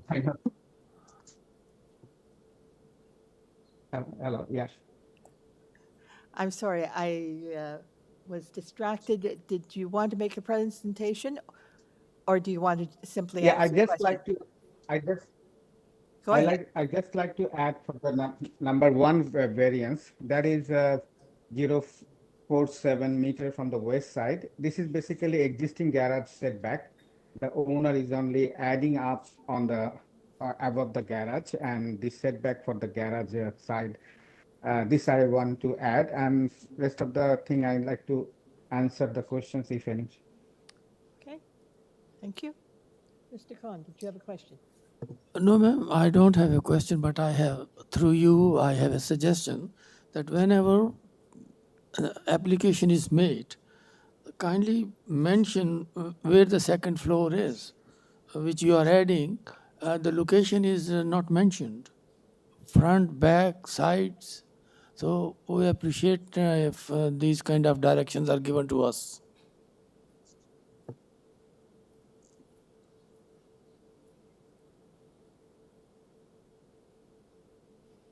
I think the proposed second floor addition is at the front of the building. If you look at proposed Yes, addition this and is above the alteration. garage at the front of the building. Yeah. So it should be mentioned over the garage or in the front so that we can understand the location. Yeah, it's sometimes hard to see all the information here. Okay. Do you have any further questions? No? Okay. Any questions from the rest of the committee? Okay. Take this into, sorry, make sure there's no one in the audience who wishes to speak on this item? No? Okay. All right. What is the wish of the committee? Are we in committee? We're in committee. Okay, I think this is a very straightforward application. There are only two variances. One of them is an existing condition in terms of the setback. I think it meets the four tests, so I'm happy to move approval of the application, including planning condition and urban forestry. Okay. Do I have a seconder? Chair, I'll second the motion, subject to the conditions mentioned by my fellow committee member. Okay. The application is moved for approval by Ms. Ullman, seconded by Mr. Stinson. All those in favor? Okay, thank you. And that application is subject to community planning conditions and urban forestry conditions. Okay. Through the chair, Thank you very just a point of clarification. Did member Oman vote on that item? I moved it. Yes. But yeah. Okay, thank you. You gotta wave your hand really high here Got some my days. hand. I was looking up the next item, sorry.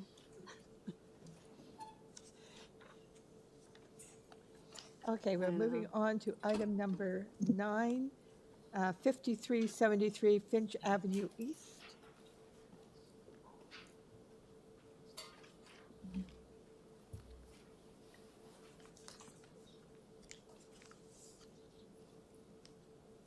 Okay.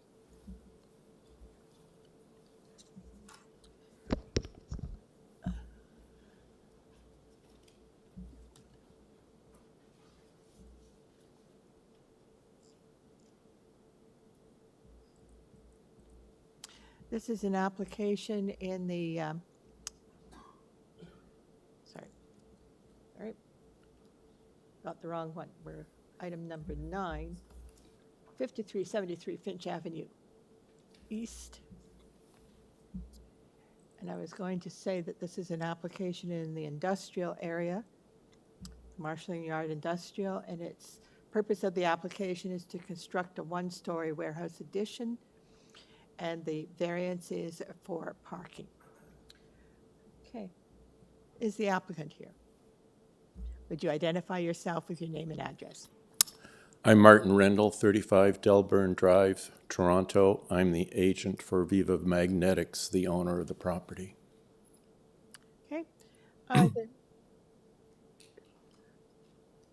Do you wish to make a presentation or answer questions? I can, or I'm happy also to answer questions. Through the chair, thank you, sir.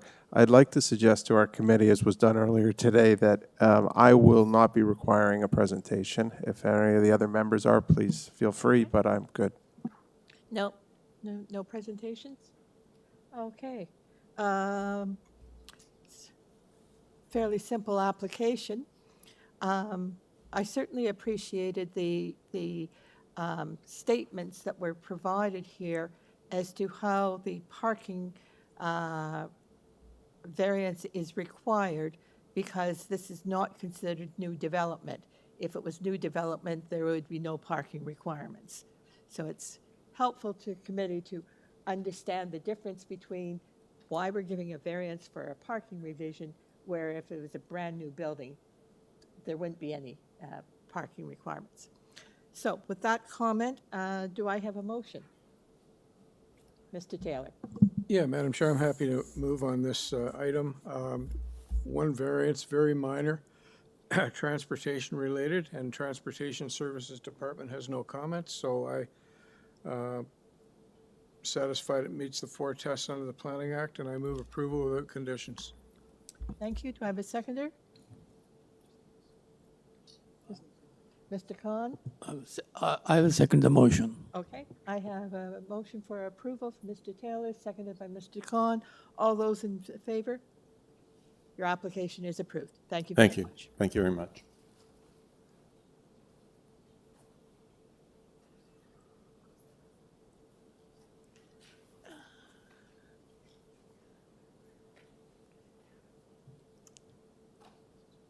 Okay. Item number 10, 4 Birchmount Road.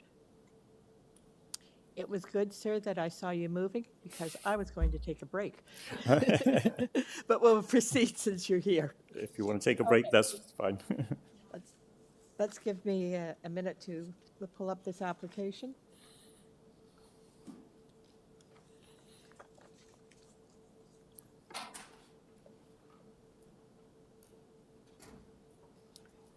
Okay, and I note that from my listing here, there's a number of people in the audience who wish to speak to this application. So let's start off with an introduction here. Good morning, Madam Chair and Chairman and members. My name is Paul Wright from ACI Wright Architects. I'm the agent for the owner at 2171 Avenue Road, Suite 204 in Toronto. And it's 4 Birchmount. Sir, I couldn't catch your name, please. Paul Wright, W-R-I-G-H-T.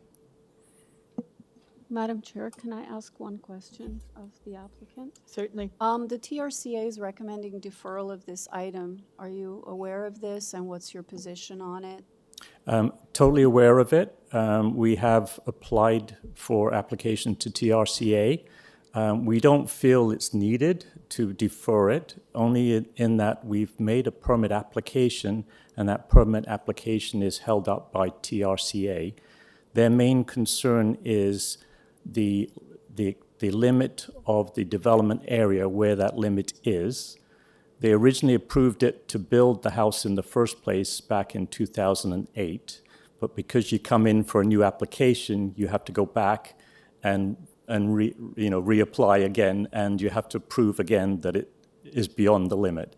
And we have undertaken up to $30,000 worth of coastal studies to reprove that it does. We've received the report. We haven't submitted it to TRCA because I only got it this morning. We will submit it to them. We are confident that they will approve it because it confirms we're outside that limit. And there are 2 other houses that are south of us that were approved by TRC, which is beyond the limit as well. So we feel very confident we don't need to defer it. And besides, they will hold us up in permit application until they're satisfied. Okay, thank you. Okay, thank you.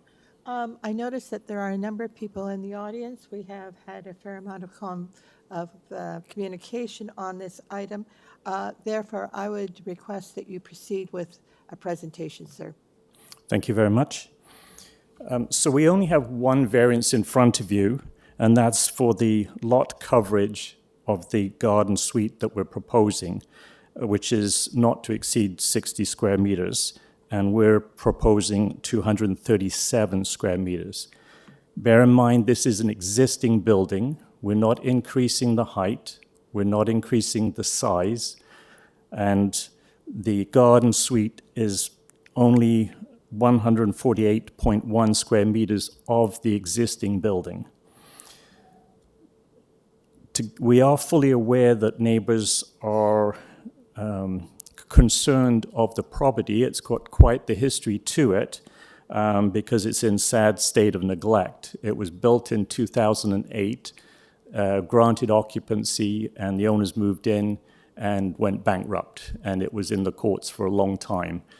Our client has purchased it. It's in bad repair. He's probably regretting that he purchased it because there's a lot of red tape to go ahead and do any work on it. So if the neighbors could give us a little bit more time to get through the approvals so that we can get in and renovate, the owner is happy to do that. He very much wants to do that because he pays vacancy tax each year he's not in the place, so he's been paying that. So we felt that the quickest way to get occupancy on this site is to do a garden suite, because that's already existing, smaller, quicker to renovate. The thought was we could do that right away and get complete. We applied for a zoning certificate and were granted a zoning certificate with no variances. So we were given permission to proceed with permit application, TRC application, urban forestry application, ravine application, and clearance, and we've got all of those except TRCA because they want our reports done. So we've done multiple reports, including heritage clearance, arborist reports, and the like. And again, it's an existing building. Again, not increasing any of that. The garden suite, the reason why the zoning, I guess, changed their minds when we applied for the permit and reneged on approval for that one variance was they reinterpreted the garden suite because it's not covered off as an existing building, unlike the fourplex bylaws that consider if it's existing, you can stay within the existing structure and exceed the approved size. The garden suite bylaw missed that requirement if it was existing. They simply told us to go for a variance. It's minor as far as they were concerned. Of the 91 variances that have been approved by the committee immediately adjoining this house, there's 5 of them adjoining the house as well as others in the area, which gives upwards of 63% lot coverage. We are 2/3 less than that. We are 20% lot coverage approximately, so we're under the 33% lot coverage for this site, and that's just to allow an in-law suite to go ahead. So looking at the concerns of the neighbors of it being an eyesore, vandalized, the owner's very well aware of that, wants to get in, wants to renovate, but there's a due process that he is undertaking every step of the way to get through, and we're doing that. We applied for forestry, as mentioned. They're satisfied that will go through with the permit application. We've been working with TRCA, but unfortunately coastal studies take an incredible amount of time to perform. We have the reports now, and we can justify that we are beyond the development limit of TRCA, so we're outside the hazardous zone. So again, even if you approve this variance today, TRCA will hold us up in permit application till they are satisfied, and we're okay with that. We're very confident that they will be satisfied. So we feel very confident that we meet the 4 tests. The general intent and purpose of the official plan is maintained. The general intent and purpose of zoning bylaw is maintained as confirmed with the 4-plex bylaws allowing existing structures to exist. The variance is very desirable for the appropriate development of the land. City Council feels garden suites can be used to expand much-needed housing in the city. And this is, again, quite minor in nature as far as we're concerned. Planning seemed to support us from that, is what we've talked about. And we're well below any of the coverage that the neighbors have undertaken, including subdividing a lot right beside us and building a whole new house, not just a garden suite, a whole new house at 53% and 63% lot coverage. And we're only at 20%, well below the 33% lot coverage. So I hope you will take that into consideration. Okay. Again, we're not increasing any size, it's existing. Okay. Thank you very much. I was looking at your drawings while I was listening to this and not paying attention to the time, so they've just reminded me you've only got 5 minutes. Sure. You've gone all over it. So thank you, sir. I have a question, and it's why I was looking at. The application is for a garden suite. I understand that what you're proposing is to take the existing building and make the renovations to make it suitable for housing. Could you explain a little bit what has to be done there? Is there servicing on the property? It was a garage. It's not likely to have any services to a garage on the property It actually line. does. The house did gain occupancy and was occupied, so all the services were hooked up. And the people moved into the house. So there are services to that. Unfortunately, with the neglect and everything else and bankruptcy, all the services were cut off. All the lines are there. We have to go in and verify that obviously everything is in good shape. So the services are there. So all we need to do internally is, apart from remove all the raccoon deposits inside the building and make it watertight, we're just basically going to re-insulate it, reclad it, re-roof it, and add the drywall in that's required and fixtures that we require. So it's a pretty straightforward renovation from that perspective. Okay, so in terms of this garage, really there will be limited, well, let me ask the question. There'll be no changes to the rear of the garage? No changes at all, apart from just recladding it, because the cladding wasn't all put on the place in the first place. So right now it's just exposed plywood at the back there, or particle board. So we're going to clad it, and obviously it's going to...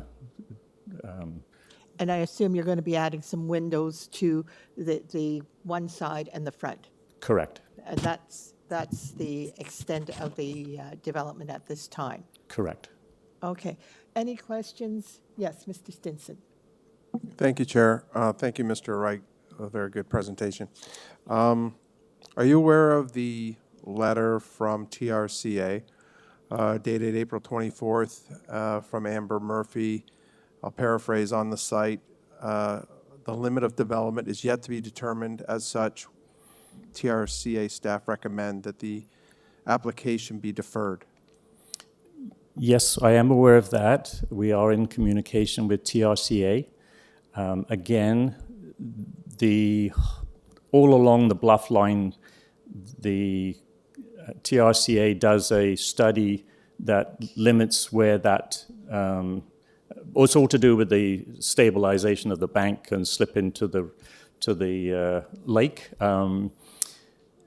The report gives an average across the entire lakefront, and that's what they determine is that line. You have to go and prove whether you're above or below that average line, and you do these coastal studies. So in front of our property at the bottom, there have been extensive works done by the municipality to put in coins that stabilizes that embankment. All of that has proven that that bank is not decaying if it wasn't done.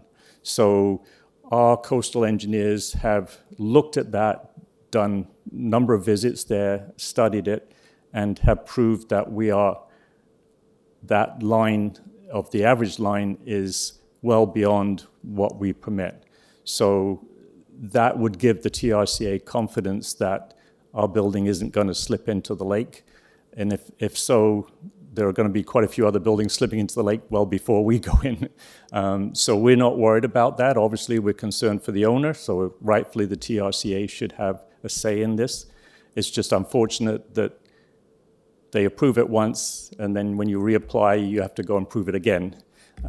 So we're confident that our report will prove to them and give them satisfaction again that we're permitted to be outside that hazarded zone.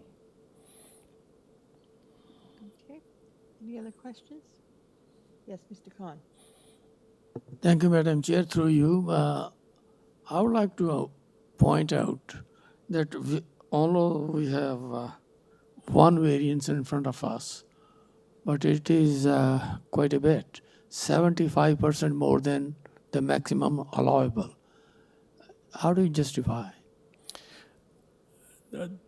Because it's an existing building, it's no different than the fourplex bylaw that you can exceed the permitted area. Can you kindly speak up a little bit? I'm sorry. Thank you, sir. Sorry. Unlike the fourplex bylaw that takes into consideration if the building is existing, you're not adding to it, you're fine, you can exceed the maximum requirement for a fourplex. The garden suite bylaw never took that into account if it's an existing building. So it's felt the same as a fourplex. The planning department feels it's reasonable to exceed that limit so long as you're not going outside the footprint mass of the building, and we are not. So, the owner feels that it's quicker for him to move in there while we spend the next 2 to 3 years renovating the house, because otherwise he's going to pay vacancy tax on that property each year that he's not in it. And apart from pitching a tent, the garden suite is a good way to do that. It allows for parents-in-laws down the road to move into that suite when they take occupancy of the house. Okay. I have a question to staff. Staff, the community planning has not provided any conditions with this application.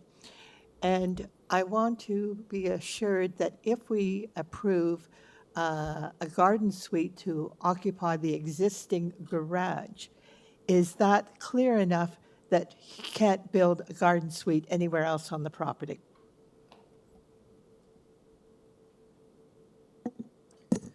If through the chair, if you want to have certainty on that, you can, the committee could tie it to plans, to the site plan, so that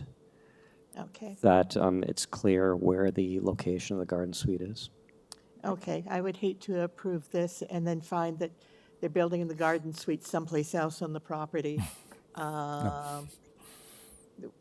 We always assume that you're going to do everything right, but you're going to die tomorrow and the next guy is not going to do everything right. Correct. We put everything in paper. Okay. All right, any other questions? No? Okay. I have a number of speakers.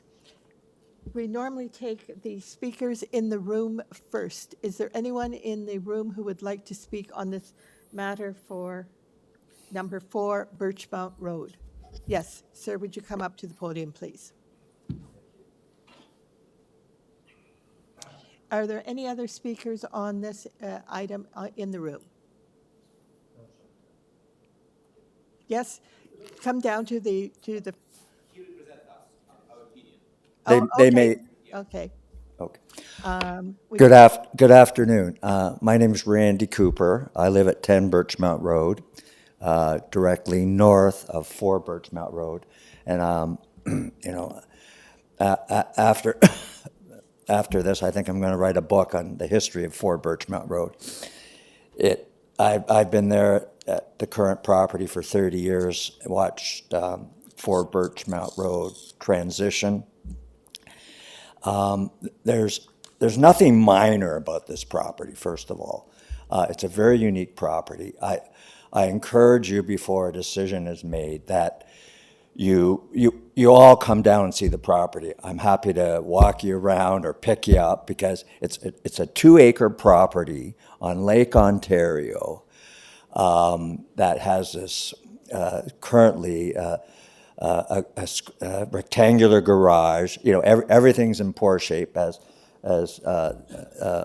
Mr. Wright described. But and the neighbors, we're all encouraged by somebody. Finally, this property's been emptied almost 18 years. We're encouraged by somebody wanting to spend some money and, you know, make this look much better than what it is today. But, you know, we've waited 18 years for this, and I think we got to go real slow because it seems a little odd to me that the main structure, which is about 12,000 square feet, it's proposed, but I know this is not what we're here for today, but it's proposed, and this can all change, and which things do, as we know, to be a 4-plex. That I'm not sure I'm personally in tune with, but that's another issue. The garage is jammed up right to my property, which and I believe it's not compliant, even originally built back in 2008. The overhang of the garage touches my property or the airspace of my property. If that, you know, I don't know the rules. I'm in a completely different business, but. So having said all this, and even our counselor, Parthy Candavel, he knows the property, and he sent an objection and uploaded it to the 4 Birchmount Committee of Adjustments website. So I'm in favor of something changing here, but let's take this slow. Can I ask, has anyone seen this property live out of this panel, please? Oh, this is not your regular neighborhood. We live in a cul-de-sac. It's not even paved. It's a dirt road. There's a little forest in between Alex's home and 4 Birchmount. It's one of those you have to see. You just can't. We're not building increasing the size of a backyard deck here. And I encourage you. We're not against change. We've waited 18 years. Let's see. Come and see, and even the cladding on this. And this is cladding will be right in front of my face when I'm in my backyard. I don't even know what color it is. It's aluminum cladding stated. Can we get more clarity on, like some real actual drawings as opposed to elevations? So I don't know if you guys have anything to add here. Sir, you have 1 minute. Oh, okay. Perhaps they could come down and just say either they Okay, agree with you or add something. But please, I suggest, once again, maybe pump the brakes here a little bit. Take a look at the properties. Look at how unique it is. And by the way, even the previous people that moved in, the owner that went bankrupt, they were poaching power from the city. The actual power box is sitting outside the house on a wooden panel that is now decrepit and kind of fallen over. So you should just be aware of the situation, and I would recommend you see it, and then and with all your wisdom and the cases that you've viewed and studied, make your decision after that. Okay, thank you very much, sir. Could you give me your address again? It's 10 BIRCHMOUNT Road. Oh, You okay. got to realize Right behind, eh? yeah, the properties are very unique there. It's 4, 10. Beside me, I'm at 10 is 20. Okay. Okay, so and this is a 2-acre lot. It's not your usual, Toronto property. Yes, thank you very much. Thank you. Okay. Sir, are you speaking? Because I was going to ask what the address is of the people you're representing also. I'm 25 Harding Boulevard. My property.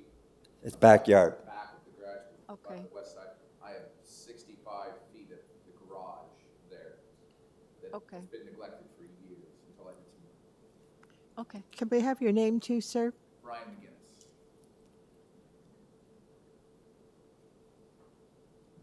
Okay, thank you. Alec? Yes, sir. Through the chair. It's prob- For the public record, Yeah. people should proceed to the mic, so all the viewers on YouTube can hear all the proceedings. Hi, committee. My name is Alexander Boychuk, and I'm from 1 BIRCHMOUNT Road. It's immediate east side of the property at 4 BIRCHMOUNT. Okay. That would be your 1 Birchmount Road. Yes, I'm east side of 4 BIRCHMOUNT. Exact neighbor, yeah. Sorry, I'm getting lost here.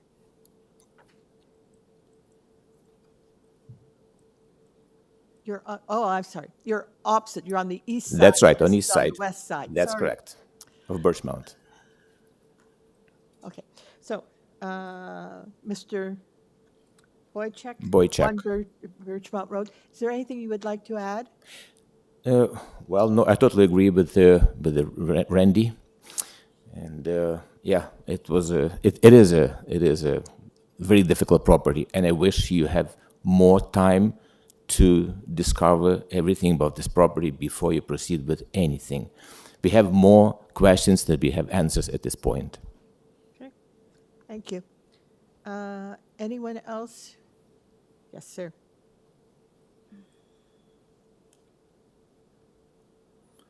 My name is Brian McGinnis, and I'm on the west side of the property of the garage. So the garage covers the full length of my backyard, and I see it every day. It's been literally left to rot. And I'm a little, like Randy, I'm a little worried about the overhang coming into my property. And it was built very roughshod by the former developer, or call him a developer, I'm not sure. I'm just apprehensive with what's coming along, like what Randy said about Mr. Cooper said about the aluminum siding and that. Right now, I have some vines that I had to put up just so I looked at this barren wall for years. I let them grow. There's years of growth on there now, 10 years of growth. Trees that are literally falling over in the backyard because all the roots were cut. You'll see them, they're boxed in one section, and then the other one, a large limb fell, landed on the garage, and the fellow doing it decided to cut it up. I asked more than once who owned the property, and I was referred to, this is by the landscapers that were there. I never really made a formal inquiry. And I was told that they would contact me, somebody would contact me about any issues. Nobody's ever contacted me about an issue I had. I know it was passed down the line to whoever looked after the property, but I expected something.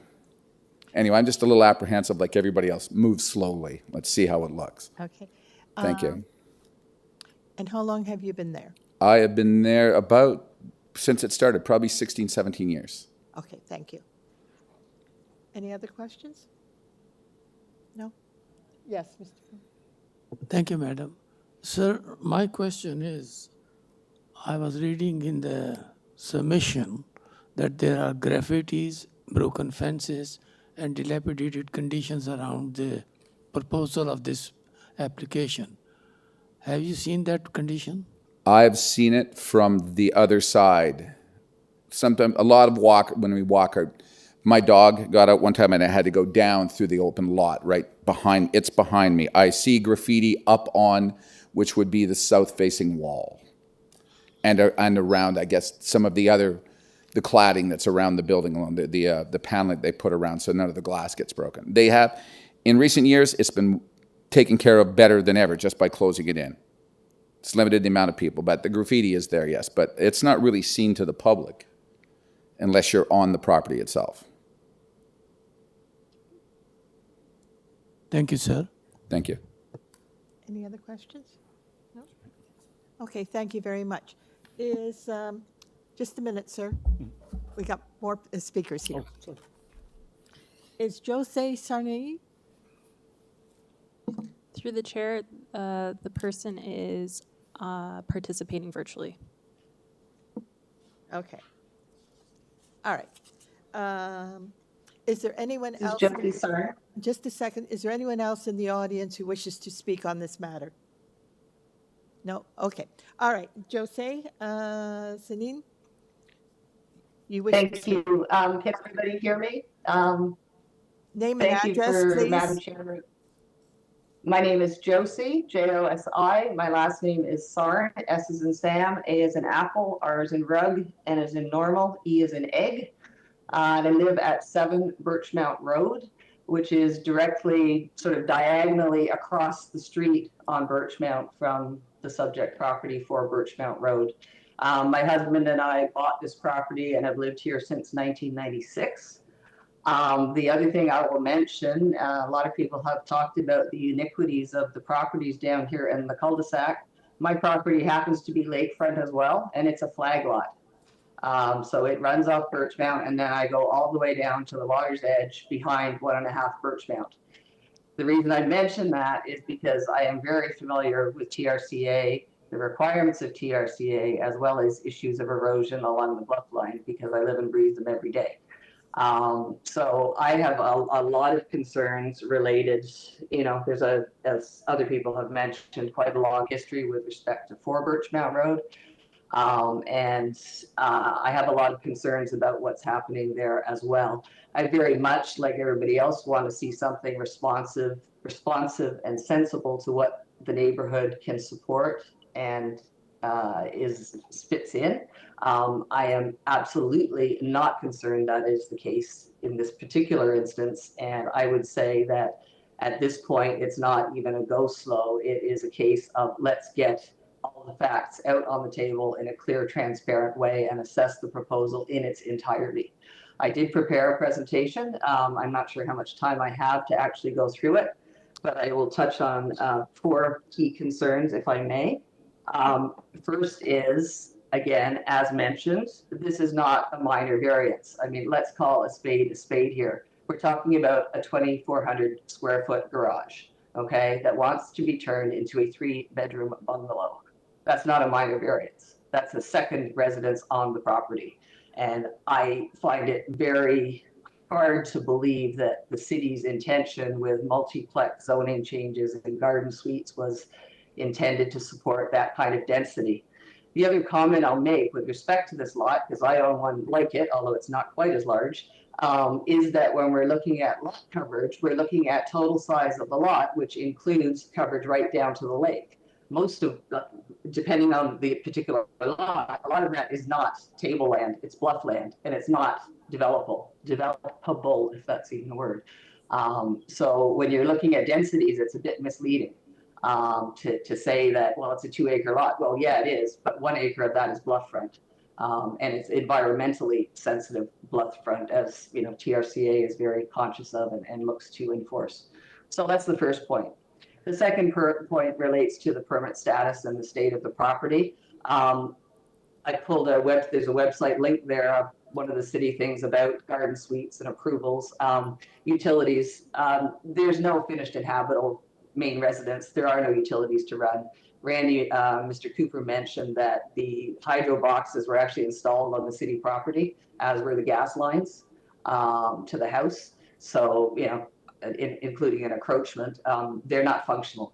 And so how can you run utilities to a garage from a building that doesn't exist? We also do not know, while the property was occupied, it was never fully approved for occupancy by the city, or no final building inspections were ever done. So we question the safety and state of the building. The third part of this, and this is mentioned on the plans, and I think it is relevant, it's very clearly stated on the site plan that the plan is to convert the the existing residence, the uninhabitable one, into a fourplex. So if you do the math on that, we're looking at a garden suite plus a fourplex on a single family resident home. And while I get density is important these days, there's a place for it, and I don't think this is the place because of the environmental sensitivity of the property. We have tons of condos going up and down Kingston Road with hundreds of units that are dense, and that's appropriate development for all the bylaws. I don't think this fits that category. And I think I should probably stop there because I'm sure I'm well over my 5 minutes at this point. As I think you could tell from hearing from everybody, there's some pretty strong emotions here and some passionate things about this property. We've lived here, you know, I've been here since '96. So we do want to see something happen here that's positive and good for the neighborhood, but we don't want to be wind up with somebody coming in to do one little thing and all of a sudden it morphing into some 16,000 square foot bungalow and you know, turning to dilapidation, where as neighbors we've got to watch for drug dealers and prostitutes and kids with graffiti and all the other things that come along with these types of properties. Okay. So thank you that's very it. much. Okay, thank you. Okay. Made some good points there. I have listed Mona Stevens.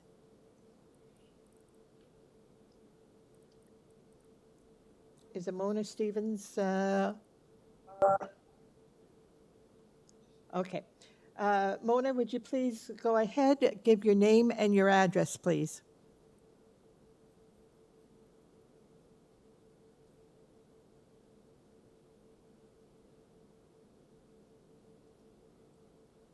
Is right at my backyard. So I have full view Sorry, of what occurs back there. Okay, can we start off with your name and your address, and then you can tell us your story? Okay. Again, it's Mona Stevens, 21 Harding Boulevard. Okay. Scarborough. Okay, go ahead. I'd like to start by saying I am in favor of garden suites as a whole. I think they make good sense. They're smart solutions. But I have concerns about the lack of oversight of this new residence and the safety of the main building. Our home backs onto this 12 or 13,000 square foot house, which is uninhabited. And we are directly impacted by the lack of oversight of the property. Residents should have some agency and some power of influence regarding neighborhood development to make some kind of progress in the good. Removal of the main house will reduce mischief that we have endured. The ongoing lack of oversight, could be resolved to a certain degree by the garden suite if somebody was actually living there.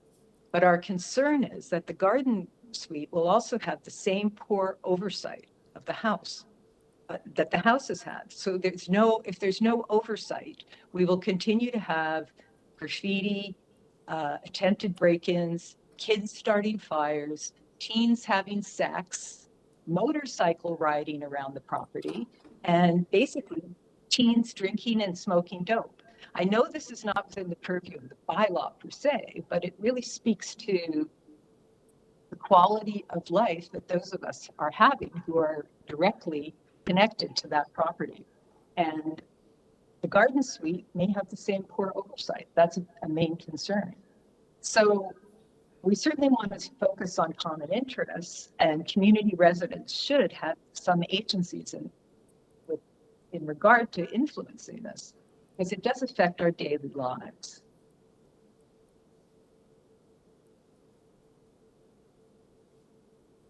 Is that everything, madam?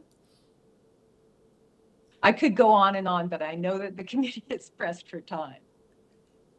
Okay, thank you very much. I think we understand your issues. They're somewhat similar to your neighbors. I don't have anyone else listed. Okay, that concludes the public. Yes, to the applicant, you have 5 minutes for a rebuttal. Thank you.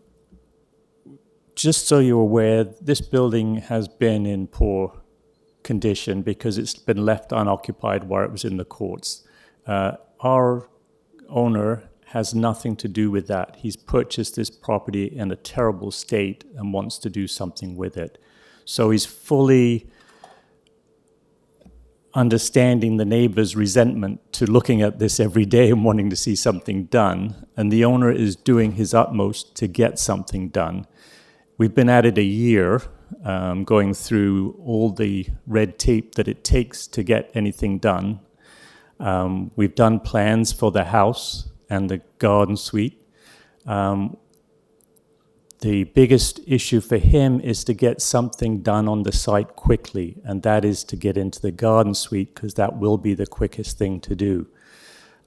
So there are obviously municipal bylaw officers that the neighbors can go to if any complaints, but the owner is doing his best to keep it secure from break-ins because every single window on the ground floor, and these are 10-foot high windows, have been smashed. So the cost to replace these are just been mounting on the owner.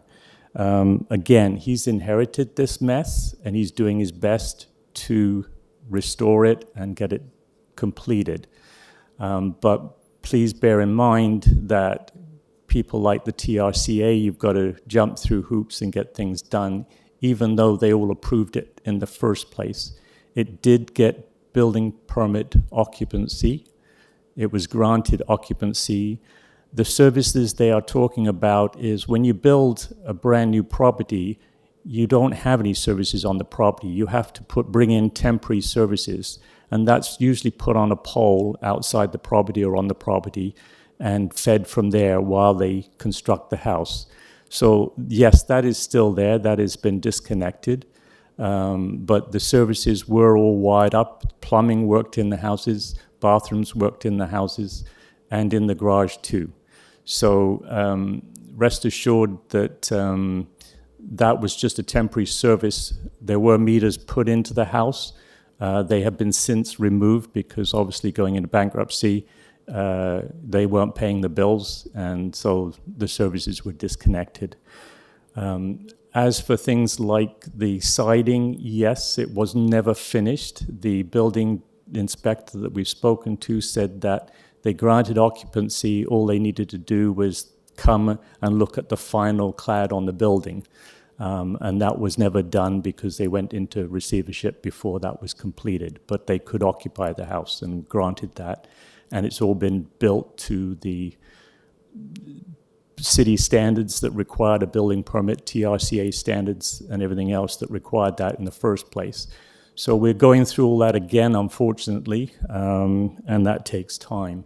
And so there are no setback issues, we're well under the lot coverage for the site.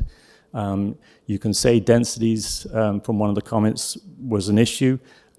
Even if you can't build on a good chunk of this site, that's great. That's beautiful treed, wooded lot that can be admired from the neighbors on either side. The neighbor immediately to the southwest corner of us, they severed their lot, doubled the residents on it, and well increased lot coverage on it, up to 63%. And we're not even asking for that. So we're so minor in comparison to what the neighbors have done around, even directly across the street. They've done additions to their house, and that's far exceeded anything permitted. So we're so minor in comparison. Down the road, a swimming pool was put in at an ancillary building that's 60 square meters, went to 200 square meters, and that got approved. And that was for a swimming pool. Yep. So we're very in tune with that, and we're doing our darndest to rectify and stop graffiti happening, because it's in the owner's best interest to do that, because it keeps the cost down the quicker we get in here and can get our permit out. So we are concerned about the neighbors' comments, but bear in mind the owner inherited this mess and is doing his best to fix it. Thank you. Thank you very much. Before I turn this over to the other members here, I have a couple of questions. As you've heard from the residents, they want to see a complete development here. They want to see the whole picture. What is happening with the garage, what's happening with the existing building, what is happening with the property. And so we understand, and we're very much aware of the time periods things take. So we understand that you want to proceed. If you were going to proceed with a full development, including the granny suite and the rehabilitation of the house and any additions that you're going to add, what is your time period anticipated? Are you talking 1 year, 2 years? With TRCA, that could be who knows when. That's already been 6 months in communication with them. So if TRCA doesn't move quickly, that will take time. I suspect when we submit this report, we will be months before we get an answer from them. And that is just TRCA. So they're the only thing that would be holding up our permit application. Once TRCA approves, we can get our permit application and then start construction. And when you say a permit application, is this a permit for the existing building, or are you proposing new buildings on the site? We already applied for a building permit for the garden suite and the renovation of the garage. We have done drawings for the house. We're still working with the development. It's a big house, so he wants to get it right. It's a lot of money. The cost of construction is almost doubled in the last years, so he's been taking a look at that and trying to do it wisely. So we're working on that with him to see what that looks like at the end. At the end of the day, we don't need any variances for the house renovation. Technically, we could complete the house based on the open permit that we have, but he wants to make changes in the house. So we have an as of right to renovate that house. So it's just the garden suite that we have. The question is, give me an estimate. Are we talking 1 year? Are we talking I would 2 years? Because I think the people in the room and on the telephone really, they want to see something happening here. They don't like it as a vacant site. Well, I think that that's not in your best interest to have it as a vacant site either. Correct. I'm looking for an estimated time period. I would say that if we can get TRCA to approve, our permit would be issued. I don't see that happening until maybe late summer. If TRCA could do that faster, that would be great. Once we get that, I suspect that it will take us about 4 months to renovate the garage. The house will take, in construction being a large house, I anticipate that to be a 2-year project to construct and renovate that house. Okay. All right. That gives me some indication. Also gives them an indication that you're looking for at least 6 months before you can do anything with the garden suite if approved. And it's probably be a further 2 years before the house is renovated and occupied. While I'm still talking about this, when did the new owner buy this property? I think he engaged us last April to work on this, and we've been working on it since then. So we'll say roughly April 2023. That's when we were engaged to were work on the house. I think he bought it the year before that. I'm not positive. 2018, the property was bought by the current owner. I'm not positive of the date. I'm sorry, I can't take any comments from you, but yeah, okay. Okay. All right. As I said, I think the interest of everyone in the room, including yourself, is that this property be made into something that is not an eyesore. So those are my questions. Mr. Stinson. Thank you, Chair. Thank you, everyone. There's obviously some passion here, and everyone has a strong point of view that was virtual and in person today. And I want to commend you on coming forth and giving us your opinion. There's a couple of things I'm going to run through, so bear with me. In law, the applicant today currently owns that property.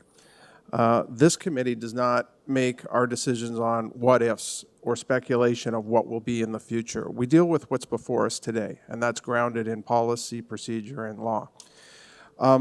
I also want to point out that it's interesting, if not curious, that we have a group of neighborhood people that are concerned about crime, disorder, and a great deal of feeling unsafe, and yet we have an owner that's willing to try to amend that situation by saying in an existing garage that he wants to convert to a garden suite and garage, not just a garden suite, that he would like to renovate, move in, and therefore start that as his base of operation. It's my experience and knowledge based that if someone's living on the property, that will certainly help make that property safer. I also noticed through the plan surveys and Google Earth, notwithstanding, as it was said today, it would be good to visit the site. Sometimes we don't have that opportunity. I have, I believe, a very good understanding of this very unique, very spacious 2-acre property overseeing Lake Ontario. And that garage and that house are in sight line of each other. Having somebody in that garage would, into a garden suite would likely make it a safer area for what I've heard a body of people here complain about today. I'm also interested to note that for 18 years this property, if I heard correctly, has remained vacant. I'm not sure it's in the interest of this city, this community, or the applicant with his agent, Mr. Wright, here today to delay this any further. I know that the TRCA can make its own decision, but we have an obligation and an opportunity to make our decision. And I'll tell you, I came into this with my research done, and I came into it with an open mind, and I was going to take the easy route, perhaps, some might argue, and say TRCA wants a deferral, we'll do that. I am not going to recommend a deferral.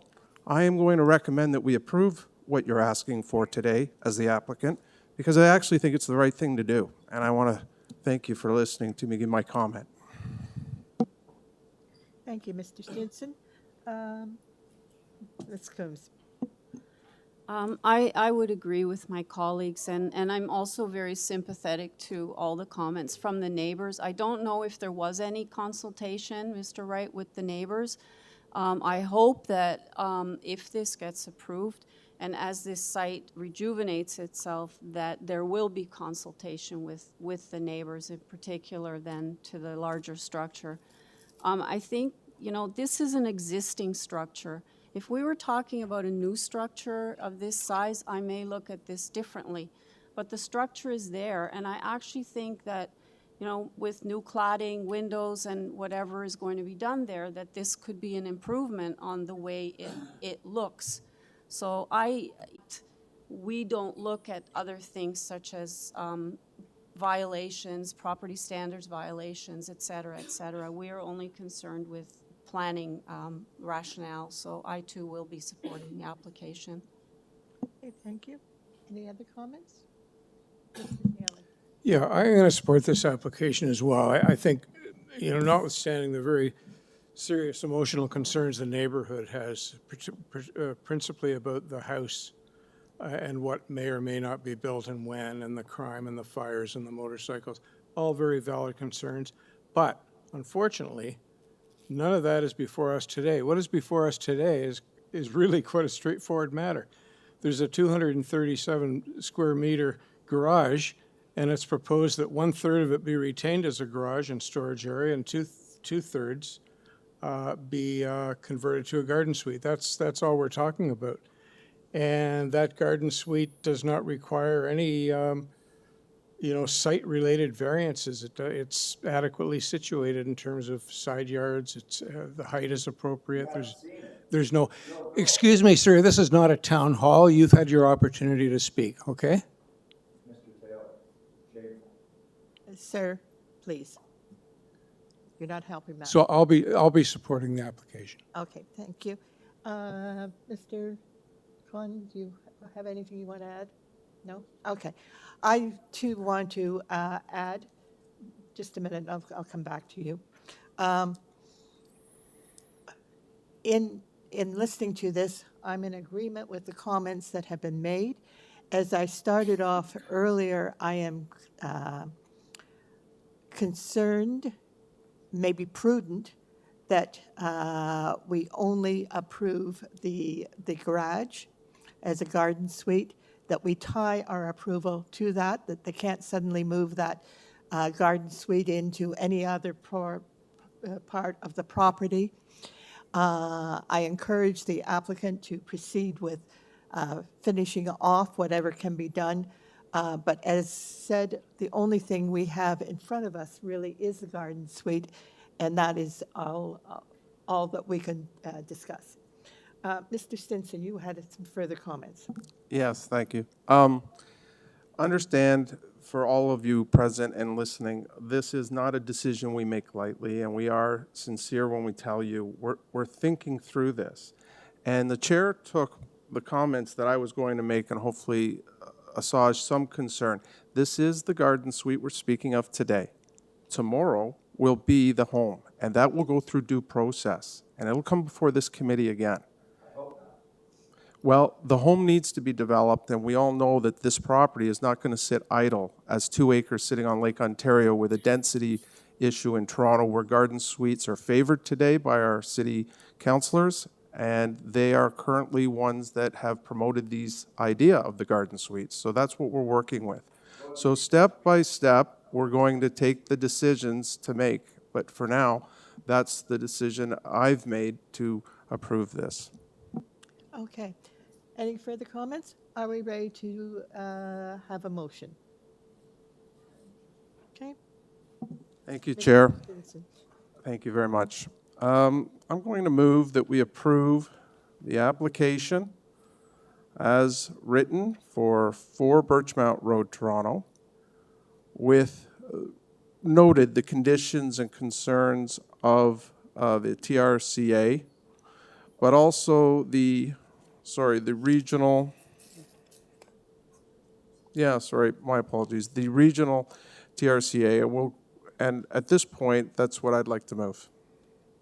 Okay. Through the chair, just a point of clarification, what conditions are being recommended to be imposed? I just need clarification on that. TRC is not recommending a condition. Right. The RNFP is the conditions of ravine and natural feature protection. There was conditions and for them, and I'm sorry for the TRCA comment.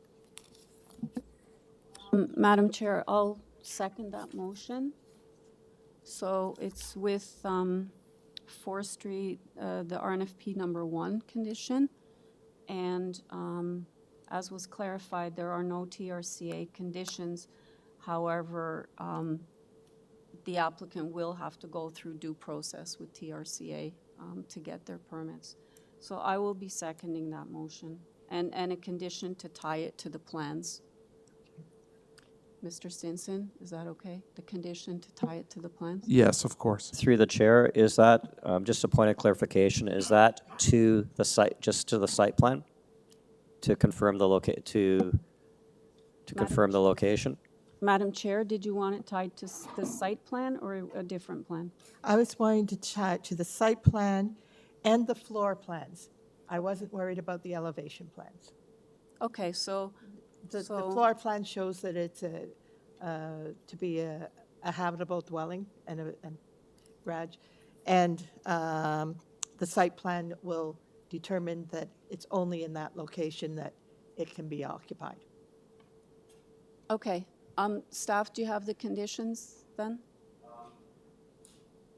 Through the chair, can I ask one of my team to put up the floor plan, please?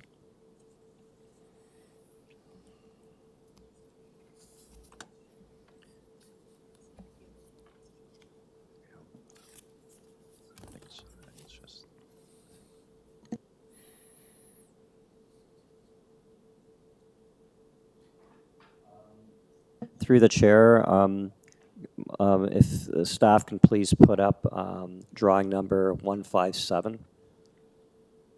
I think what we're looking for So is, it's a floor plan, but I just want to make Yeah. sure that this is the one that the committee would like to impose.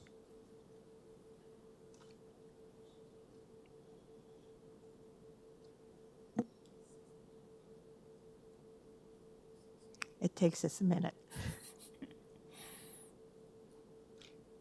For everyone else in the room, after this, we will be taking a 45-minute a break. So if you're here for an item that is later in the agenda, we'll probably be back around 1:30.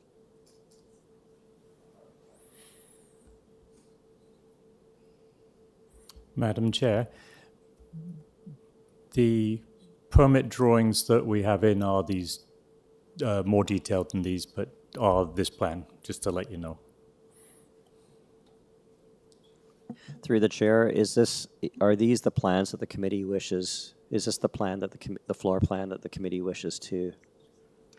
Let me just speak to the committee for a minute, if we could go into a conference. I was mainly concerned that the unit not move from this building so that we keep that building in sight. It's a 1 or 3 bedroom unit. I don't have a concern whether it's 3 bedroom, 1 unit or not. Also, I thought at this stage, they may want to put in some additional windows on the front or the side. So again, I wasn't concerned. I was mainly concerned with wanting to ensure that. So I think tying to site plan is probably sufficient, don't you think? Okay, all right. Yeah. Okay, if committee, we need to confer. I agree. Thank you very much for your help. So David. We'll do it again. In terms of the people that spoke here today and for the community, this is a great idea. Chair, thank you for suggesting it. We'll tie it to the site plan as part of my motion to approve for Birchmount Road, Toronto, with the conditions of the ravine, natural feature protection, and of course, tying it to the site plan. Thank you. Okay, I'll second that motion, Madam Chair. Okay, thank you. I think we've heard the motion, had some discussion on it. All those in favor? All those opposed? Okay, the motion is carried. Mr. Stinson, Mrs. Combs, Mrs. McCauley, and Mr. Taylor were in support. Mr. Khan was in opposition. Well done, Mr. Khan. The matter is finished. Okay, thank you. Thank you very much for participating. It was a good discussion, I think, and thank you to the community for coming out. We'll now take a 45-minute recess, and we'll proceed at, I have it at 1:35. It's 1:30, okay?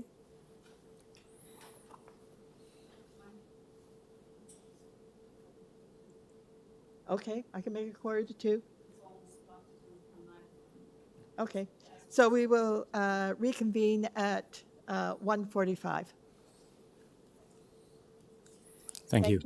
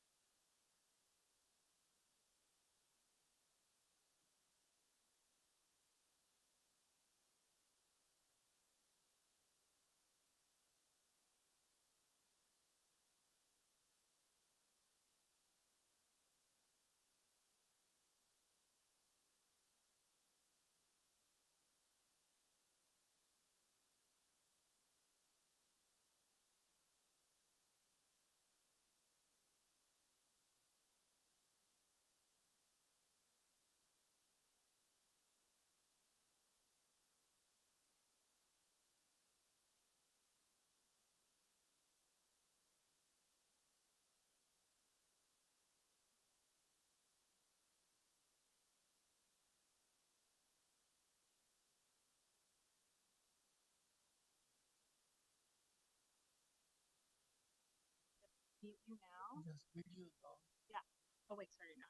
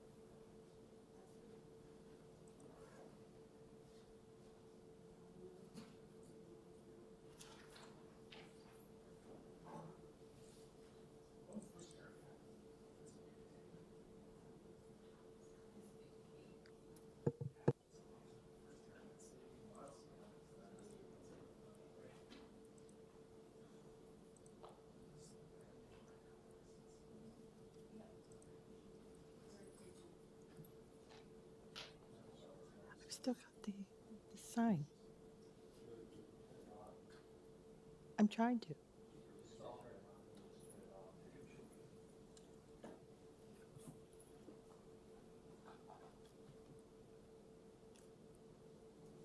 No, it's not turned on.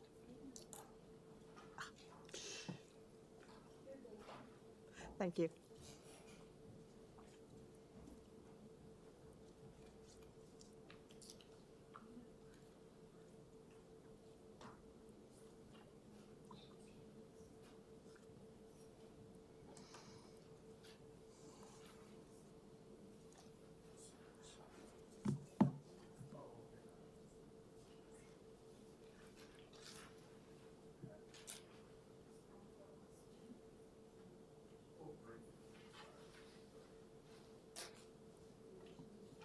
Can I proceed? Good afternoon. We are continuing. Good. The technical difficulties screen left. Okay, good afternoon, everyone. We are continuing with item number 11, which is 146 Island Road.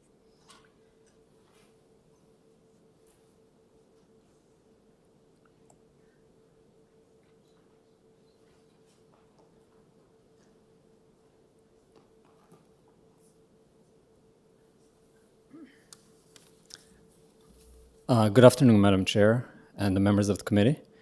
My name is Reinhard Zaloshnia, and this is my wife, Maria Lampakis.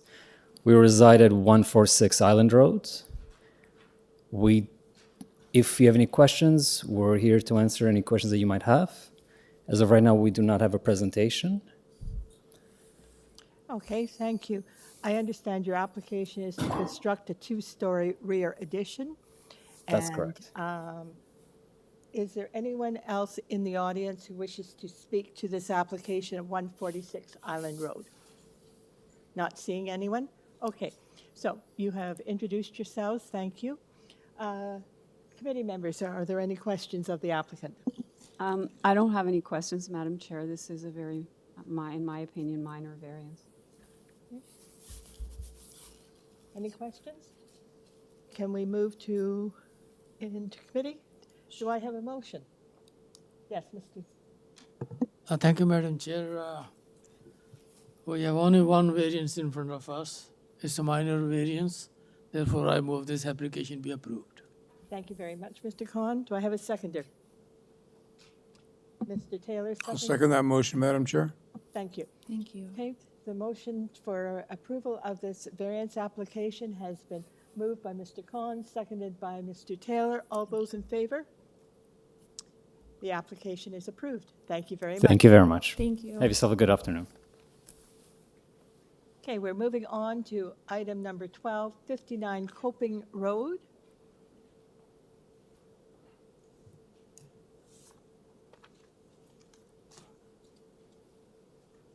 Is there anyone in the audience who wishes to speak to the application for 59 Coping Road?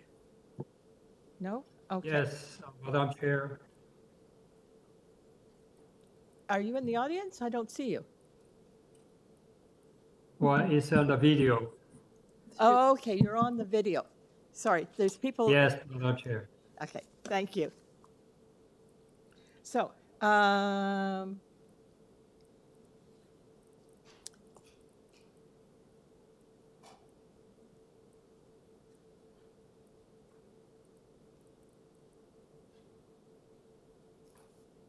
this is an application to construct a second-story addition to the existing two-story detached dwelling, and there are Yes. 6 variances applied for. Sir, can I have your name? Yes, my name is Young S. Min. Okay, sir. Address 39 Northview Crescent, Toronto. Okay. I'm an architect and agent for the applicant. Okay, thank you very much.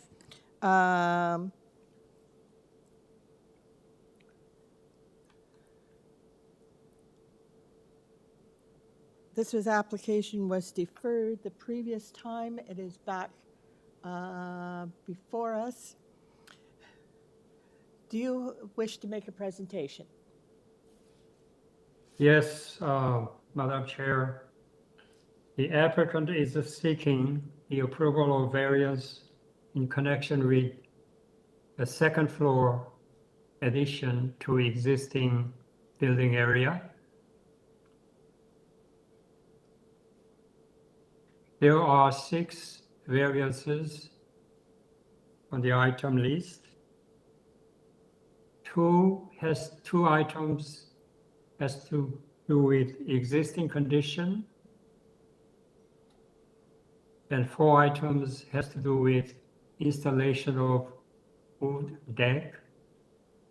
We are talking about 2 wood decks, one on the east side and one on the south side.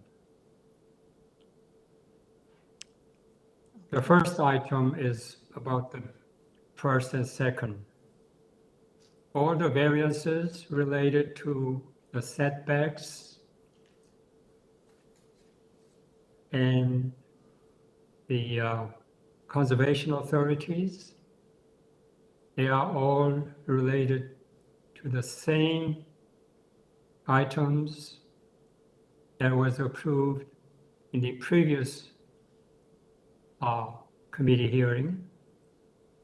But since we are building second floor on top of the ground floor, we had to deal with the same issues. Impact, there will be no setback issues. The height will maintain the same height of the existing place. That's fine. There is no coverage of the building area is the issues. The second issues are the construction of existing wood decks. If you kindly show our site plan, is there a possibility that we can show a site plan? Yes, just a minute, Stu. Thank you. Through the chair, we're just restarting the PDF the program crashed, so I've paused the speaker's time. Okay, if you wait for a minute, we should be there. Yes. That looks like it. Yes, so we are looking at two decks, one on the east side, which is like a north side from the drawing.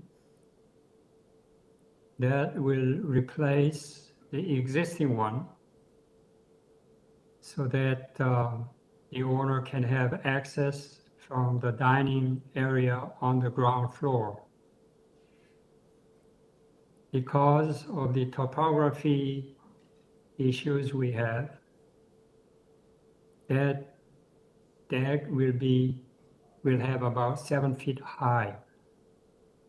Height-wise, it will be 7 feet high.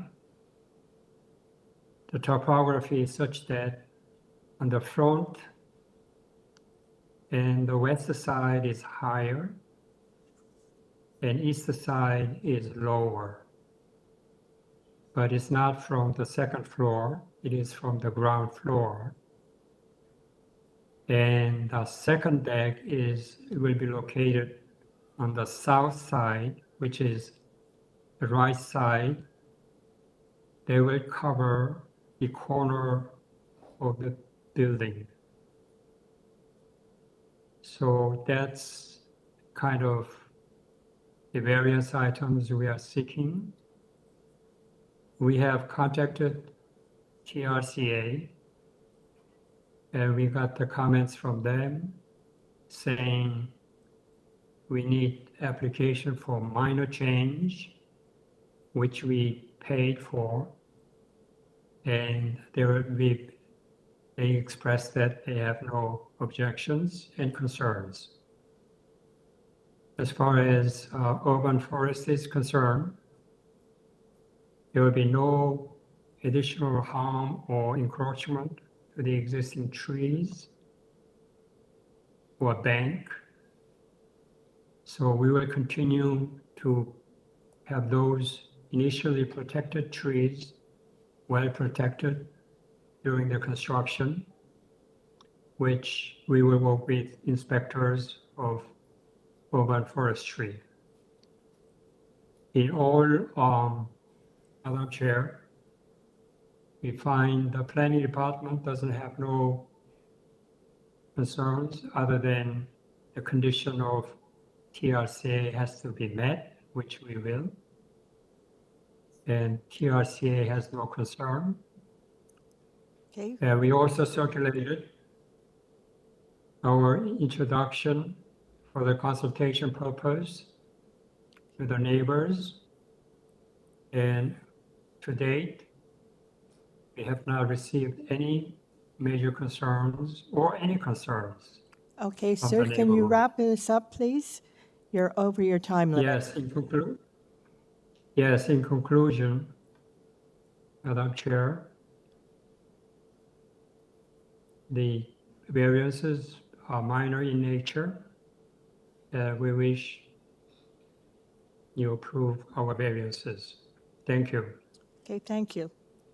Do we have any questions of the applicant? Okay. All right. I have a second person listed. Arabasan as the owner. Is the owner also wishing to speak? Owner is right here beside me. Do you have any? I have no question, Madam Chair.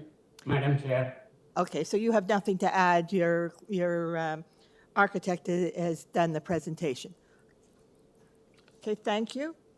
Okay, committee, we have an application here. He has said, and I believe we have a revised letter from TRCA that they are now satisfied. And the community planning have a recommendation that if this application is approved, that the condition that it be substantially in accordance with the proposed site plan be attached to the decision. Committee members, what is your wish? Yes. Sorry, I couldn't see you. I'm prepared to table a motion, Madam Chair. Thank you. I'm satisfied that the 6 variances meet the 4 tests under the Planning Act, and I move approval, subject to the community planning condition, urban forestry condition 2, and ravine and natural features condition 1. Okay. Do I, Mr. Stinson? Thank you, Chair. I'll second the motion. Okay. We have a motion from Mr. Taylor for approval, seconded by Mr. Stinson. Through the chair, just a point of clarification. The conditions are community planning, ravines and natural area protection, and TRCA. Does the committee wish to impose those conditions? It's not urban forestry. Urban forestry identified condition 2 in their consolidated memo.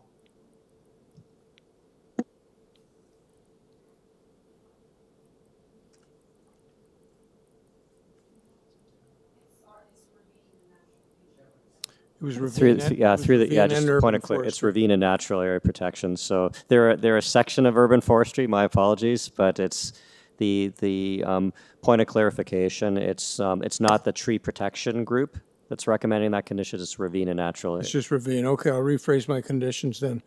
RNFP condition 1, the community planning condition, and the TRCA conditions. Oh. Condition. Okay. And community planning condition that is built in. I mentioned community planning, yep.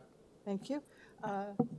1 second, Mr. Khan, you were away for part of this, so you cannot take part in the vote. Just to make sure everyone understands that.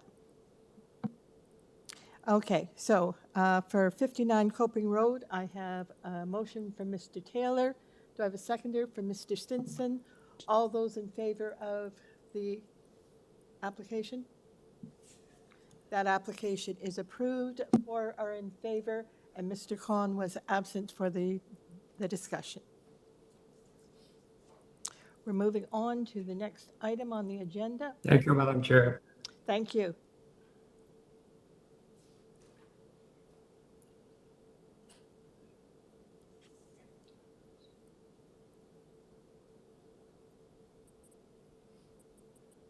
Okay, item 13, 2 Kingsbury Crescent is our next item.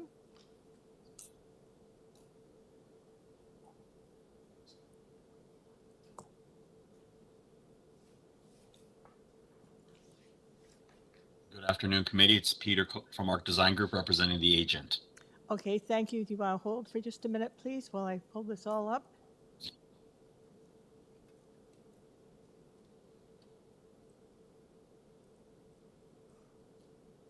Okay, this is the application for 2 Kingsbury Crescent to demolish the existing dwelling and to construct a new 2-story detached dwelling.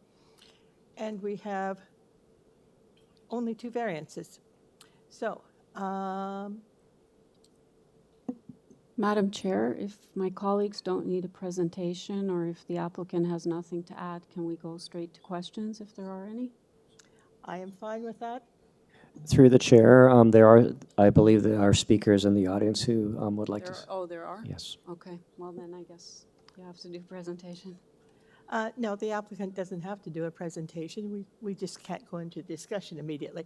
So, is there anyone in the audience for?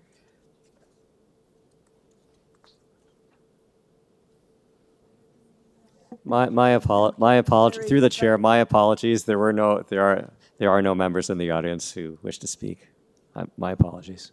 Okay, to the applicant, there is no members in the audience. There's no members who have listed themselves as wanting to speak. We've already discussed that we're happy to proceed with this application without any presentation. So, Mr. Stinson, you wanted to do something. Thank you, Chair. I just had a question, just for clarification's sake. I thought I heard the phrase 2 conditions, but unless I'm mistaken, it's there's letters of objection, but there's no conditions. No. I'm sorry, did I say there was 2 conditions?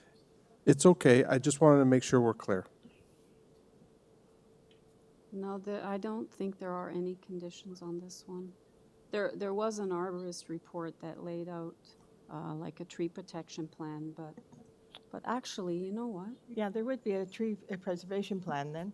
Through the chair, I can confirm no divisions or agencies are recommending any conditions.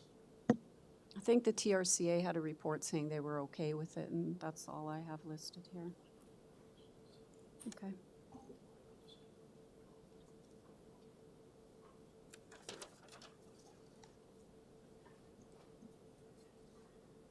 Yes, I have, TRCA is okay, a permit was issued in October. There's no conditions from anyone else. Okay, so 2 Kingsbury Crescent, 2 variances. What is the wish of committee? Okay, Mr. Khan has a clarification, go ahead. Thank you, Madam Chair. Through you, I would like to have a little bit confusing for me, but I will be appreciative if somebody can help me out. Drawing A6 shows 2 decks at the ground level, and also drawing A8 shows 2 decks at the ground level. Could you clarify for me, please? Could the applicant clarify this, please? I'm trying to find the The drawing. decks yes, the decks requested for the variance are only the second story decks. We're permitted to have decks on the ground floor. If you turn your attention to the floor plan, let's look at the second floor plan, which is A3.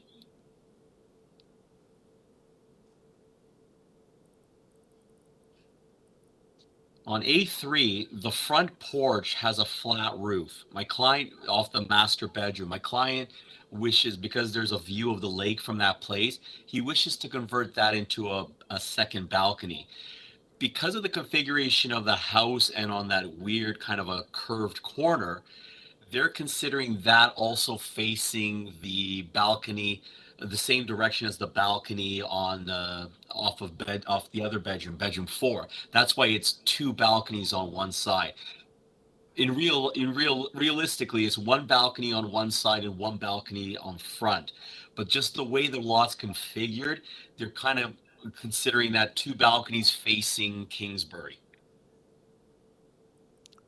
because it's on a curve of a road, but it's like a corner property. So that's why we want that. The balconies are for second story balconies only, and that flat roof by the staircase there, we want to convert to a balcony.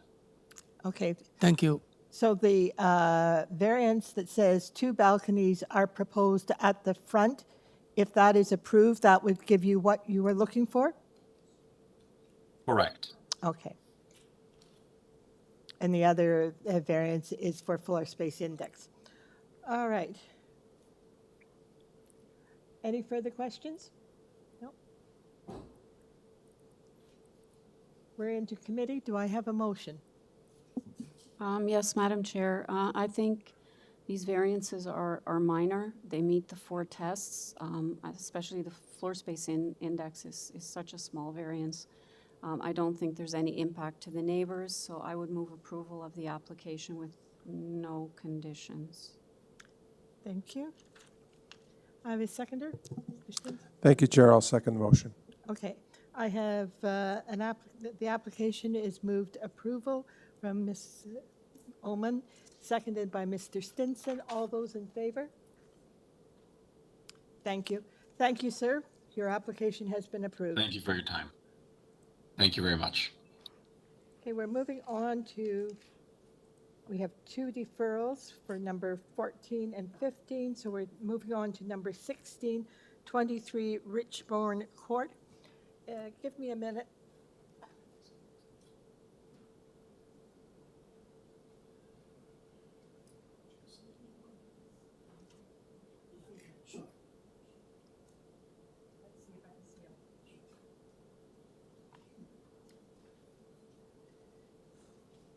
Good. The furniture in the room needed to be moved a little so that I could see all the members. Okay.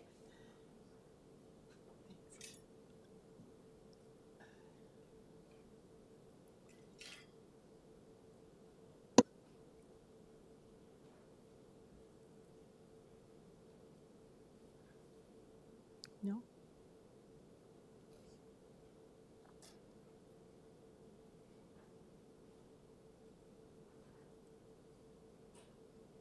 Okay, this is application number 16 for 23 Richbourne Court.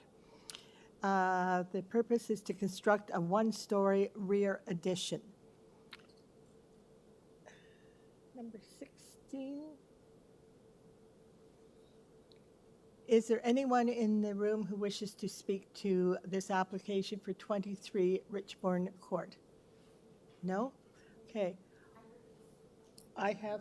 We have an agent online. Yes. There's no one in the room, which is why I was asking. Is there anyone in the room that wishes to speak to this application? Number 23 Richbourne Court? We have an agent online as well. And you want to speak? Sure. Okay. If you want to speak to this application, are you the owner? Yes. Oh, okay.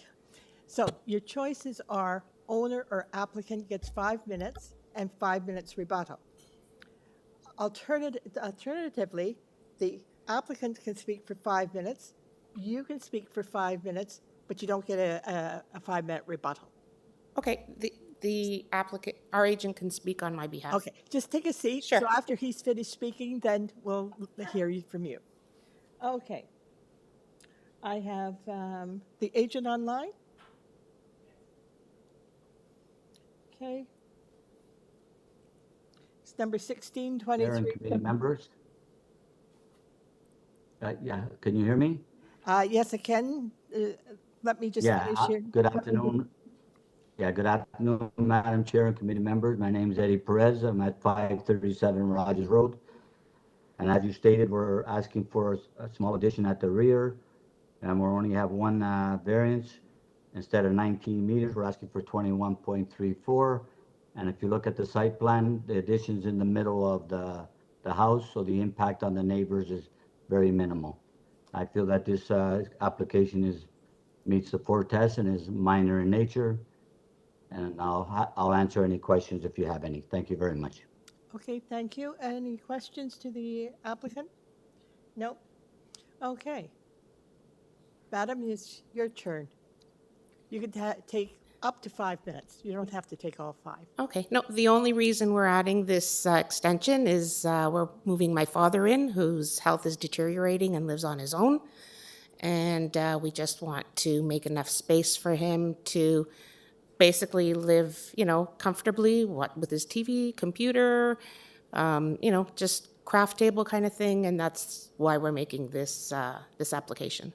Okay, thank you very much. Any questions? No? Okay, thank you.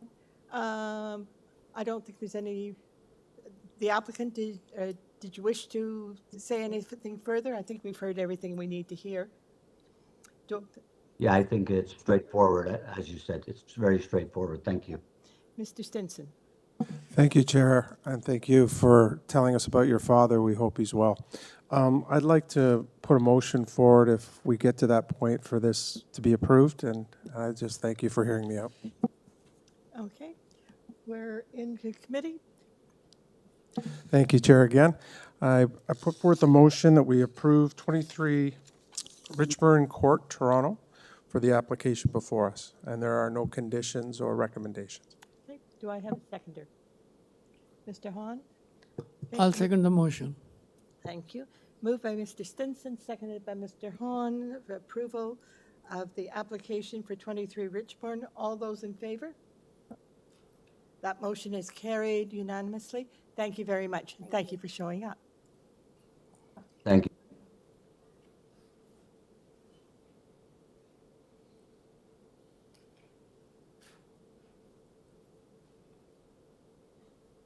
So item number 17, which is 252 Tower Drive, has been deferred.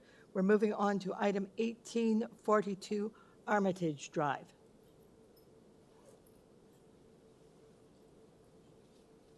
Good afternoon. Okay, one moment, sir.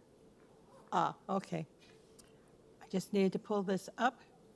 This is an application to construct a carport in the side yard. Yes. And I have the owner, a contractor, and a neighbor listed as speaking.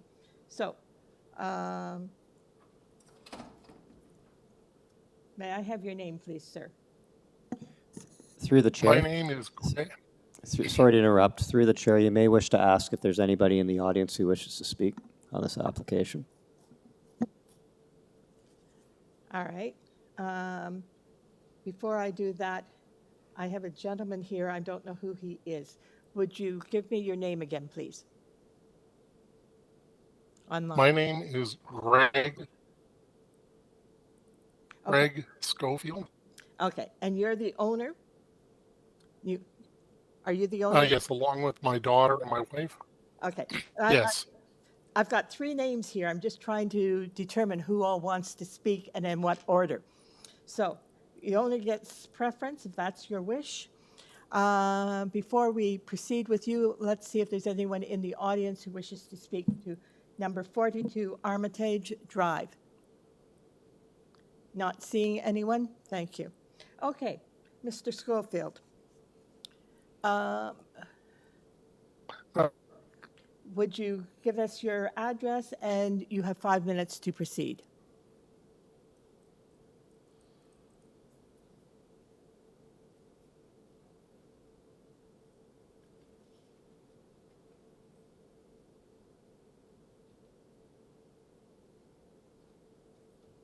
We were told there were a couple of issues with the building code in particular over approaching the property line and the vertical height.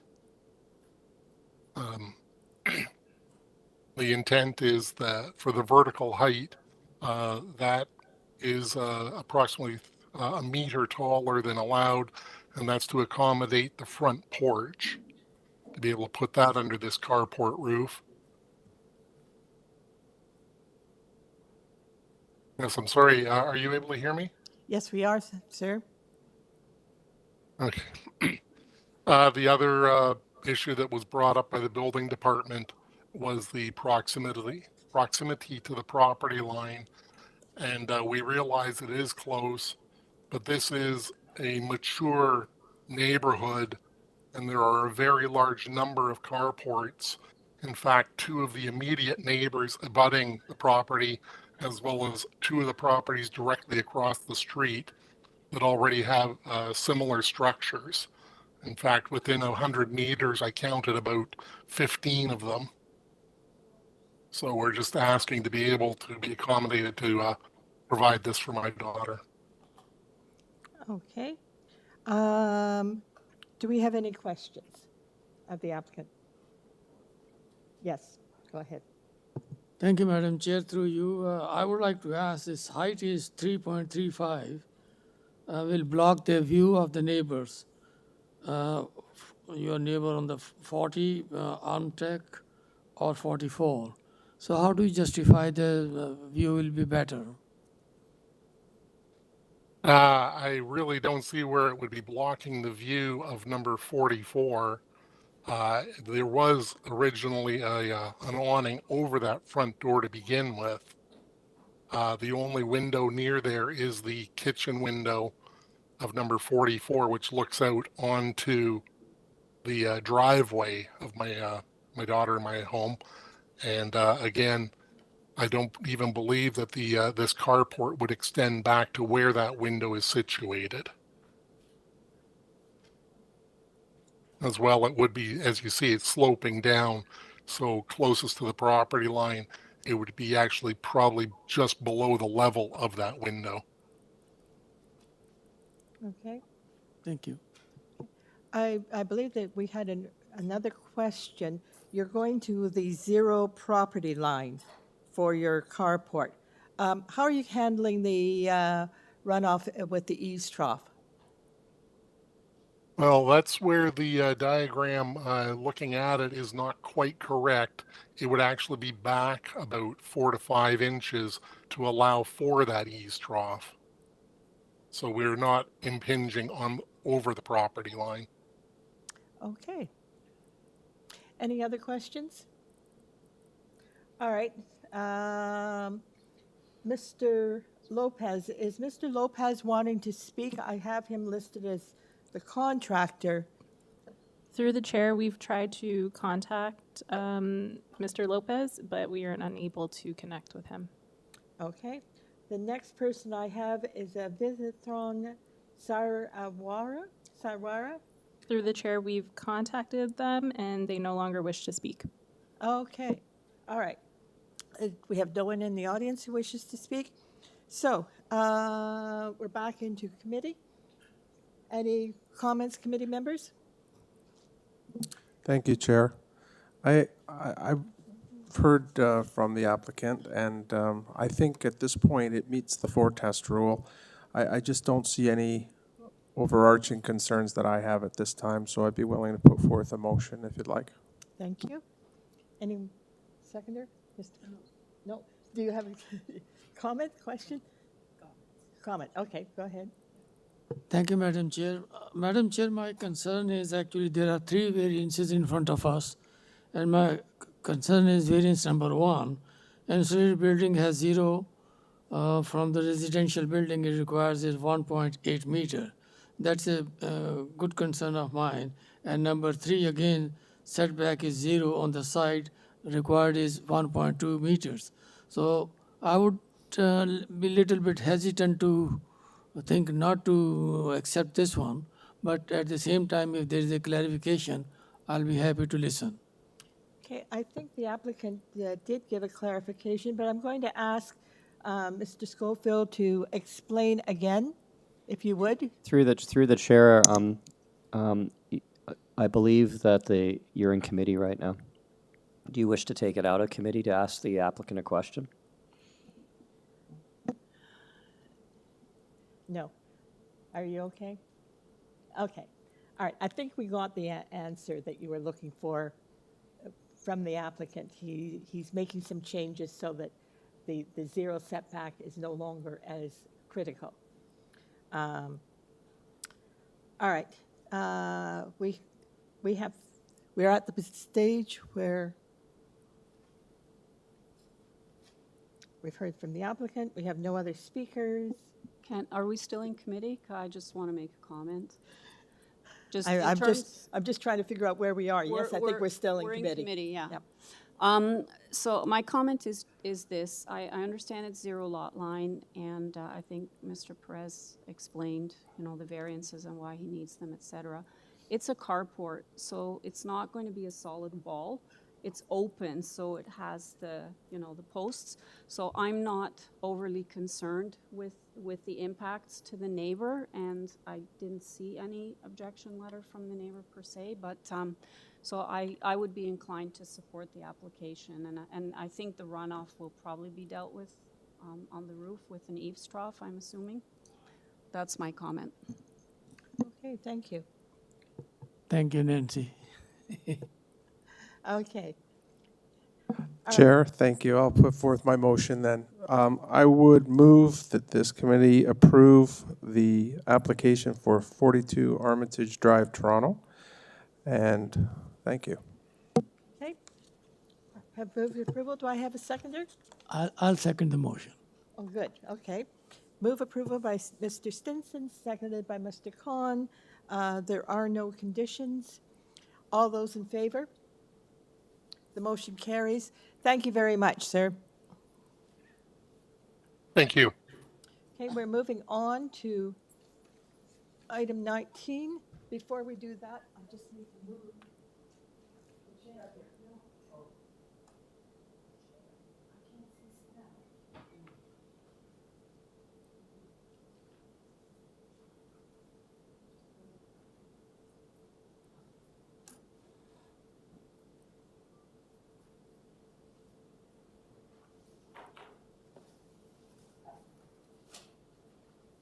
Yeah, thank you. Sightlines are important when I'm trying to see everybody. Okay, we're moving on to item number 19, 132 Ellington Drive.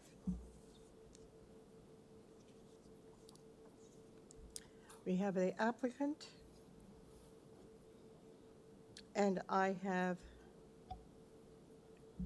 2 additional people to speak. So let me just introduce the item, sir. Patrick McAuliffe, agent for the owner. Pardon? It's okay. The application is to demolish the existing building and to construct a new 2-story detached dwelling, and there are 6 variances. Okay, I can see the applicant in front of me. Sir, would you give your name and you may proceed? Sorry? Your name and your address, Oh, please, and then you can proceed. Patrick McAuliffe, agent for the owner. Do you wish to make a presentation, or do you wish? Yeah, I'd just like to make a comment that there are 6 items that are up to committee here. 4 of them have to do with the garage. The first item, which is the most severe, looks severe, but it's not really, because the garage is permitted to be 0.3. Through the meters. chair, can you speak directly into the Sorry, microphone? Thank you. the garage is permitted to be 0.3 meters from the property line. It's because it has the room over top of the garage that this is an issue. We have it at 0.45 from the property line. 3 of the other issues have to do with the garage. We didn't make the garage a full 2-car width, and that affected the 2 of the items there as well. Also, the eaves overhang has to do with the garage. And the other 2 items have to do with the fact that it's the garage with the room over and the room over, and that's what's made the wall heights the way that they are. I'll answer any questions if the committee has any questions. Okay. Any questions of the applicant? Okay. We have a neighbor. Is it Mr. or Miss Few in the audience? Yes. Online? Yes. Okay. Would you give your name and your address, please, and then proceed? My name is Guang Yan Fu. My address is 134 Ellington Drive. I'm on the south side of the 132 Ellington Drive. Okay. And what are your comments? Basically, I understand that there's a big rebuild to the south side of my house. I will lose the privacy view from any angle, because my house is really small. It was an old house, like we were identical, but now the house new build will be double of my size, double of my height. So it's for me, it's a big impact. Okay. Anything else you wish to add to that? Or? That's why I wrote a letter opposed to the height restriction, like because any inch of the height, it matters to me, because I spend a lot of time in my kitchen. Like I can see the sky, but if the height is above, like those minor variance is not minor to me. I guess it's only to me. Okay. Well, yes. Any inch matters to me. Yes. Yes. Yeah, that basically, yeah. Okay. I see on our. I do welcome the new. Yeah. I see on our site plan that you have a building in your rear yard. Is that a garage that may obstruct the view of this new house in any case? I do have a garage in the back, a sunroom. I don't know which one are you referring to. Okay, I think it's the garage in the back that I'm looking at. Okay. Anything else? Any questions? No? Okay. Thank you very much. Is there Mr. Dalakis online? Through the chair, he's joining through the previous speaker's line. He's going to? He's going to join through the previous speaker's line, so they're already connected. Okay.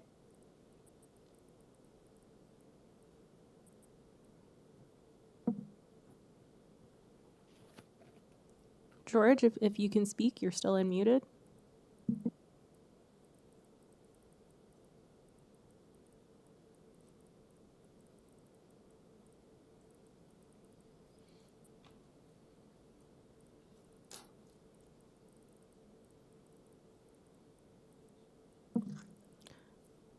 Miss Fu, are you still on the line? Oh, yes. Are you passing the phone, the line to George? Oh, George couldn't make it. Sorry, I don't know. Yeah, George is in the 80s. He's probably napping. Okay. I'm sorry. Thanks for Yeah, letting us know. he doesn't have a computer. Yeah. No worries. Okay, so George is not going to be attending this. Okay, so back to the applicant then, Mr. McAuliffe. I'd like to point out that that the height on this house is not an issue. Through the sorry. chair, can the applicant speak Yep, sorry. directly into the mic? Yep, sorry. I'd like to point out that the height of this house is not an issue. The length of this house is not an issue. The size of the house, the coverage, they're not an issue. Most of the issues are, again, because of this garage. Okay. Thank you, Chair. And to your point, Agent, I do notice that on the other side of 130 Ms. Fu's house, there is 128, and it is a two-story home. Is that correct? I believe so. Yeah. Okay, thank you. Madam Chair, I also have a question. I think my question was along the same lines as my colleague. I was going to ask you, 128 and 127 are both new homes, two-story. Would you say, in terms of massing, that what you're proposing with the addition, it'll be a similar look? Yes, exactly. Okay.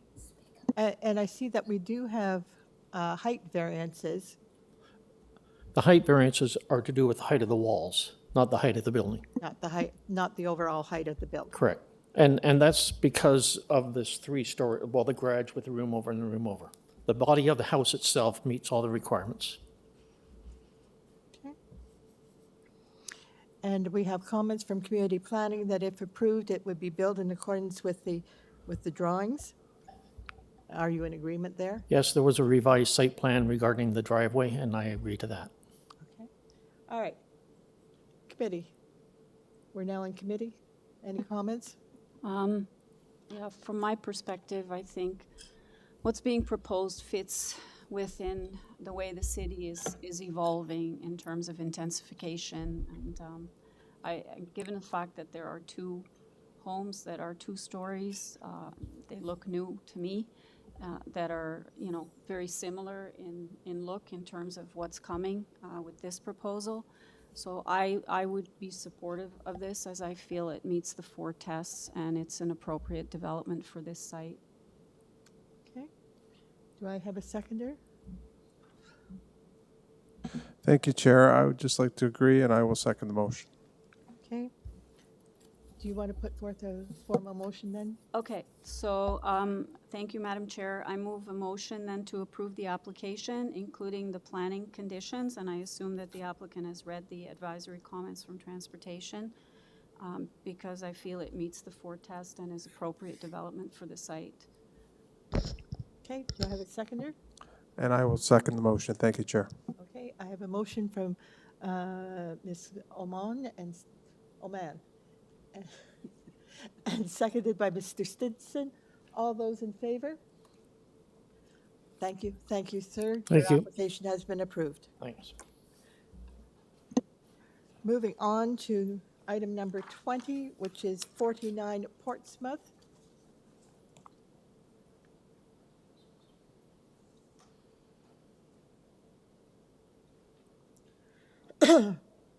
I have 4 speakers.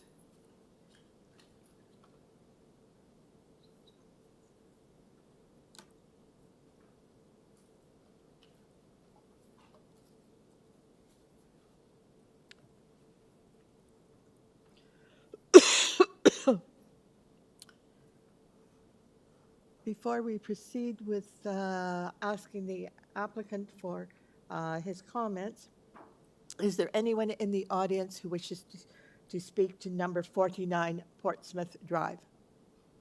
Okay, would you come down to... Can I speak last? Yes, you can. What's your name, sir? John Fletcher. Okay. Still come down to the podium. Through the chair, and we- it's a typical business practice that the in-person speakers usually go first before Yes. the virtual speakers. Yes. This gentleman wants to speak last in person. This is I can do it either way. It's up to you. typically the in-person speakers speak first before the virtual speakers. Okay. If you don't mind me asking, sir, are you speaking in opposition or support of the applicant? In support. Okay, thank you. Okay. All right. Just take a seat while we sort out what we're doing here, because we need to have the applicant speak first. And the applicant is virtual. Is the applicant online? All right. Okay. This is an I am. Okay. This is an application for 49 Portsmouth Drive. The application is to construct a second floor addition and a secondary suite to the existing dwelling. Committee, do you wish a presentation, or do you just have some, do you have some questions? Well, I think it's very minor, but I'm not sure we've met the applicant yet, have we? Or The did I- applicant's online. Yeah. Did they introduce themselves? I don't remember, did they? Because I don't recall. No, I haven't. Okay. So, Madam Chair, maybe start there, and then I will say I don't need a presentation, but. Okay. Sir, Hi. yes, give your name and your address, please, sir. My name is Hugo Lowe. My address is 156 Stallmaster Road, Markham, Ontario. Thank you. Through the chair, sorry to interrupt, but there are two virtual speakers that have registered, even though they've registered originally to they are registered in virtual. All right. I have listed 4 people to speak on this item. One is the agent, one is Mr. Fletcher, who is in person, and then I have 2 neighbors. And the 2 neighbors are virtual. I don't see them in the audience. Is that correct? That is correct. Okay. Madam Chair, could I suggest that you check with the other 2 speakers whether they're in opposition or in support? We have to pull them up virtually. Yeah, you can just ask them, I think, but up to you. It's just a suggestion. I think it delays things to get them.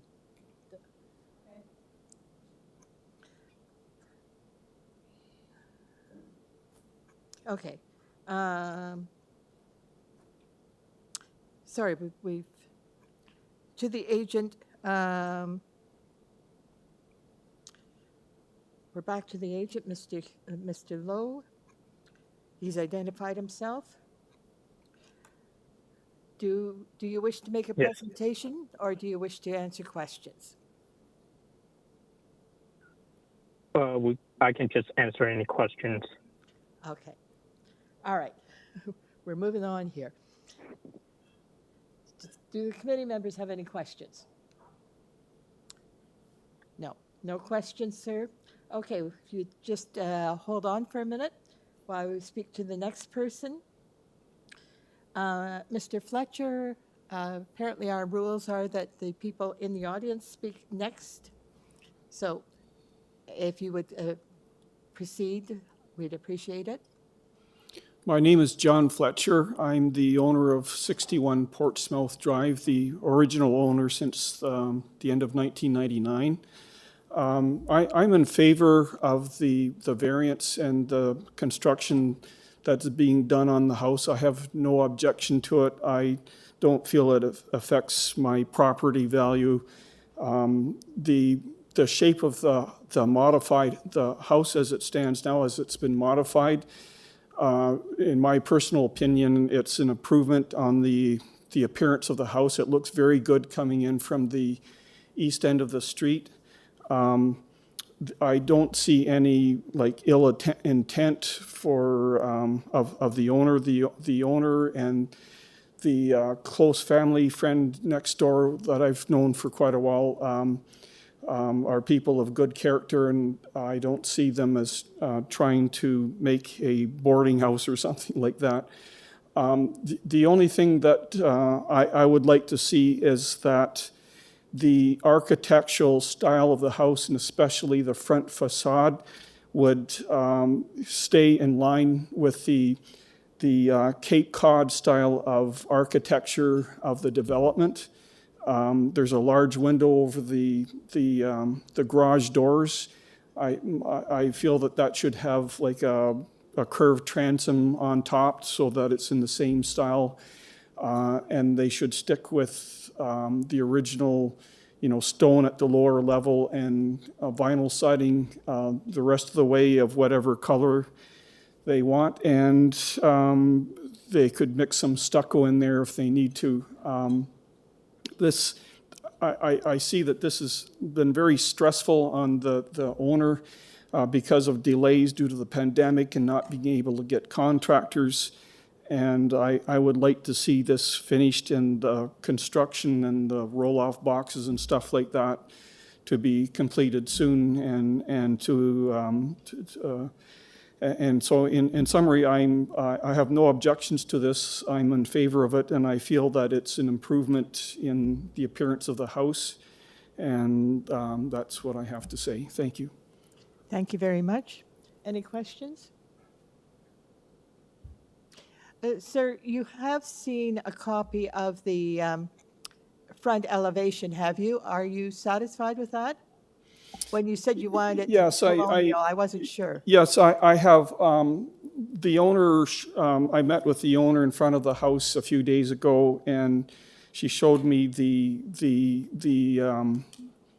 what is planned, and I didn't like the way that the front window over the garage was done, and I discussed this with her, and she's in agreement with it. It's like it's kind of like a copper style fairing around the window, which looks very nice, but it doesn't fit in with the architecture of the neighborhood.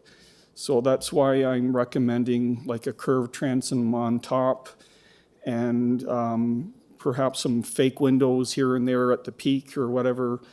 And the style of the railings, it should fit in with the rest of the neighborhood. That's the only thing that I'd like to see. Okay, I understand. I actually know this neighborhood. I've been down into this neighborhood and understand what you're asking for. Yeah. We are not at this time proposing to approve the building elevations. We're only going to approve the variances. And there Yeah. isn't a condition at this stage to approve the building elevations. Unless the committee wants to add the elevations? The increase in floor area, I don't have a problem with because it's not changing the footprint of the house. Okay. All right, I just wanted to have that clarified, so. Madam Chair, if I may, I think a lot of the items, is it Mr. Fletcher spoke to, are not under our purview. Yeah. They're architectural design, so if you can work it out with, the people building, then we have no jurisdiction. We can't put conditions in for that at all. Yeah, I'm sure the owner will do these things anyway. I'm just here in support of the variance. Okay, thank you. Yeah. Sounds like you've got a good relationship with the owner here. Yeah, well, I try to be a good neighbor. Unfortunately, that can not work out in other areas, but yeah. Well, thank you for coming. Is Mr. Raid online?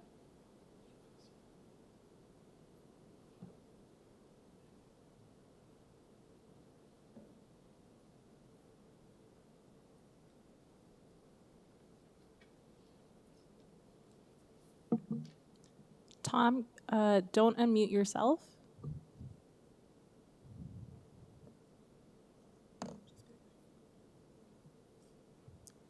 Tom, I'm unmuting you. Please don't press the mute button on your end. I'm not sure.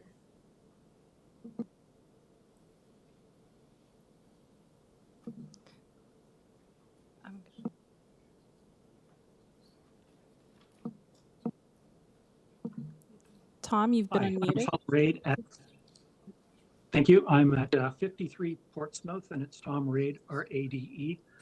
I have a slightly different story from Mr. Fletcher.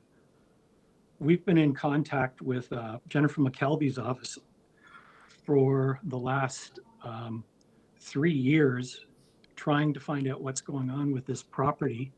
And I'm not sure what we can do at this point, because the house has been built. So I don't understand why somebody would build a house before they have zoning approval for any of the stuff that's gone on. You know, back in July 30th, 2021, when I contacted McKelvey initially, there was a number of building inspections done, and the inspectors said that there was no evidence of a second floor being constructed. And so at this point, I don't know what you can possibly do. My only real concern is, do we reward someone who has gone above and beyond what has been allowed to be built and circumventing this whole process? My concern is just privacy in the backyard for several people that are close to this property. Even people at the street behind on Pepper Tree, on 29 Pepper Tree, have sold their house due to a privacy issue they could see with this house. So that's really all I have to say is, do we reward somebody who has gone, stripped the guts out of their house, bought all the materials before there was even a talk of a building permit? That's my only question. Thank you. Okay, thank you very much. A question, I believe the proposal is at the front of the dwelling, not at the back. Well, my issue is with the backyard, because she would be looking directly into several backyards, including mine. Okay, I do see that, yes, there is some changes to the roof plan in the backyard. Okay, thank you very much, sir, for your comments. Is Mr. Samuel online?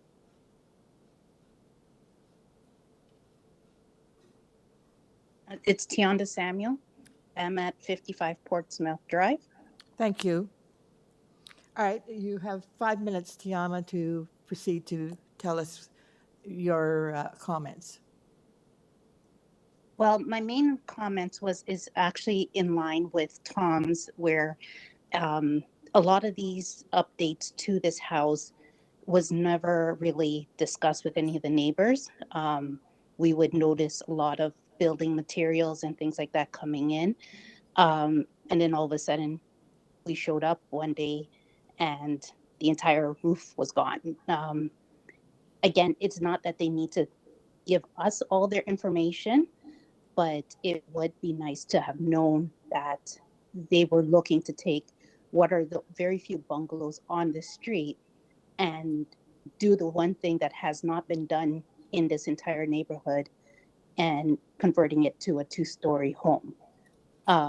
Again, there's a reason why there was bungalows put, from my understanding, as this whole area was built behind homes where there was no homes here before.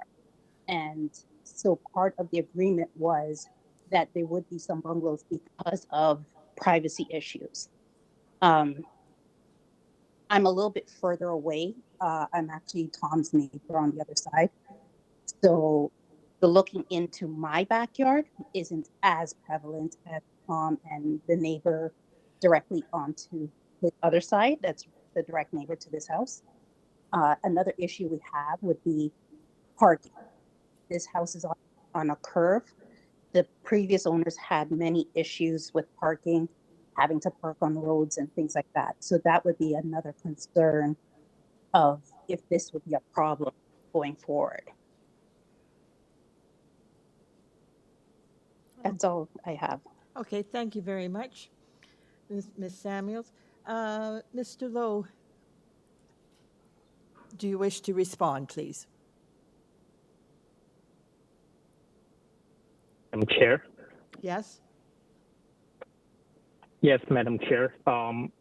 So to address some of the questions they have, there was a building permit application submitted back in November, which had been approved for the addition of a second story. But prior to that, over the course of the pandemic, I wasn't involved back then, but then as the owner have told me, they hired a contractor who provided drawings and everything, but never told them that they didn't submit for a permit. That's why they were released, and a new contractor was brought in who introduced us to the homeowner to get the permit, to have everything rectified before the construction was started. Once we got the building permit and we started construction, there was additional change to the homeowner's family condition, where she would like to turn the home into a multi-generational home where her parents will move in to the ground floor unit while she and her children stay in the second floor unit. That's why we wanted to add the additional square footage to the second floor. Partial of it in the front, above the garage, and the other part of it in the back of the house.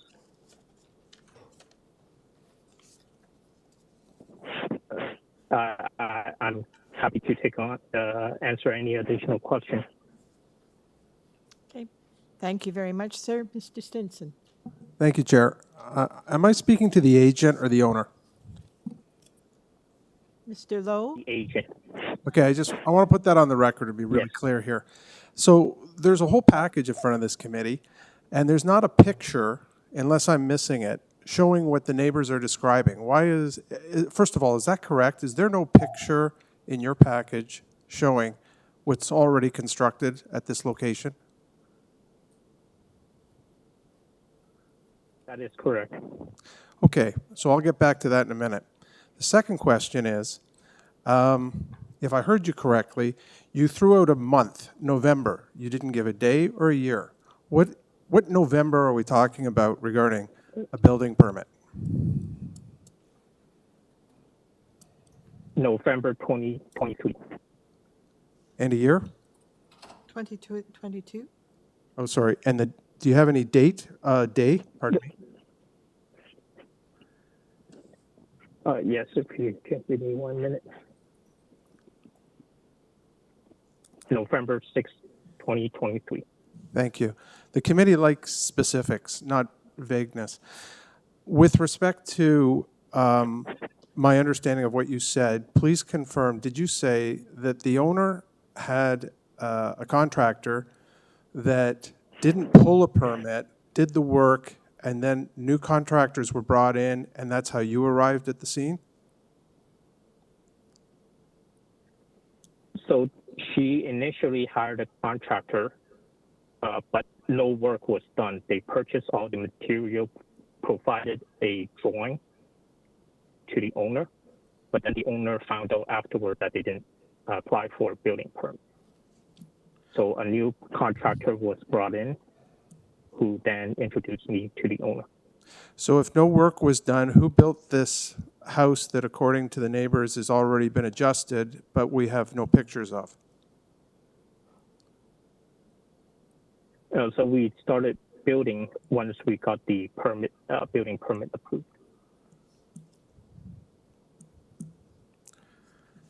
I think I'm more confused at this point. I'm going to ponder everything you're telling me. I'll finish up with one more question.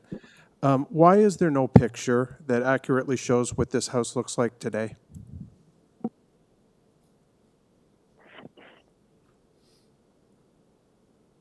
sorry, I failed to submit one. I'm sure. Thank you. Thank you. Mr. Simpson, yes.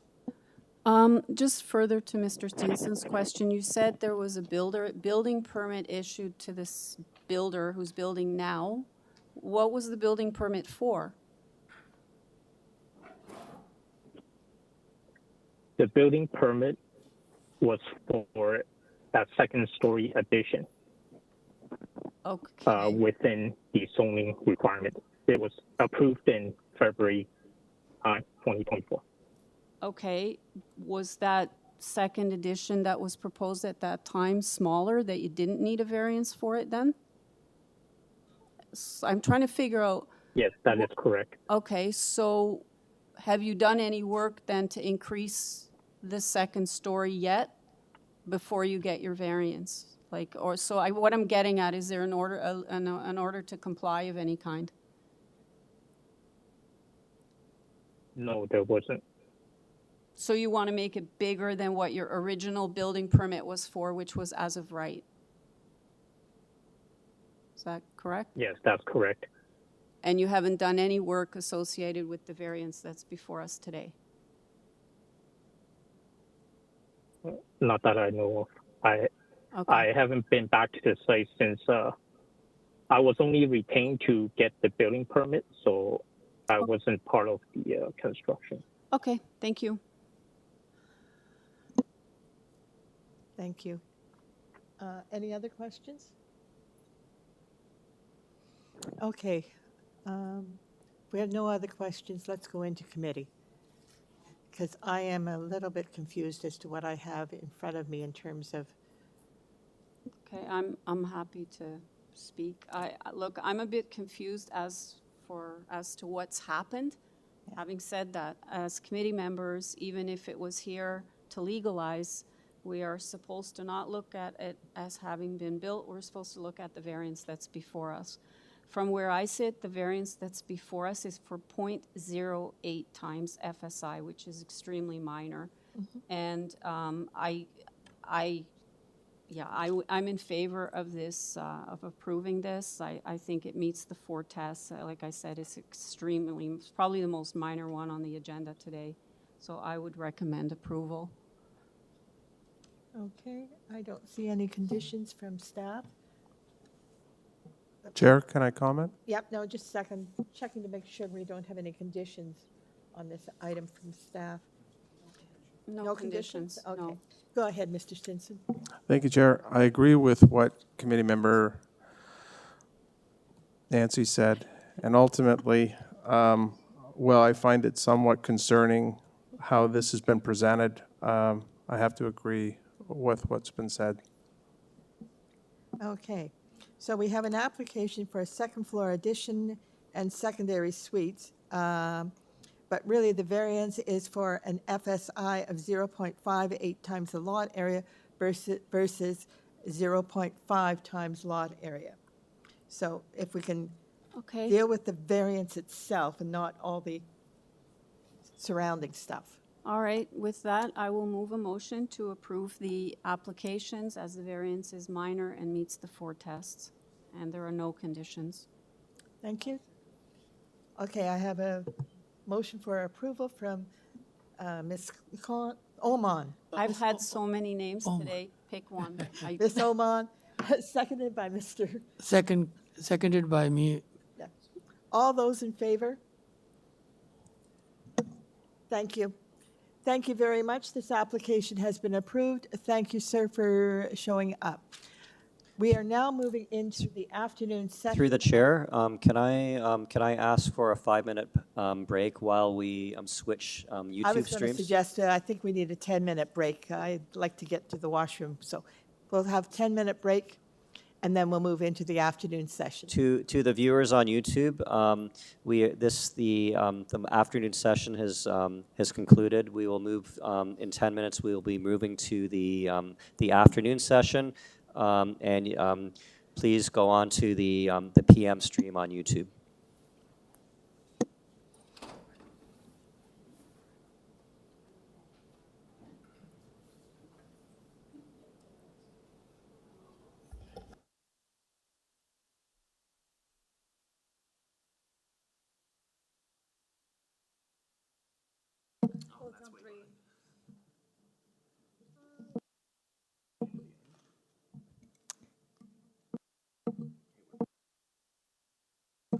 Can the panel members turn off their cameras while we're on break?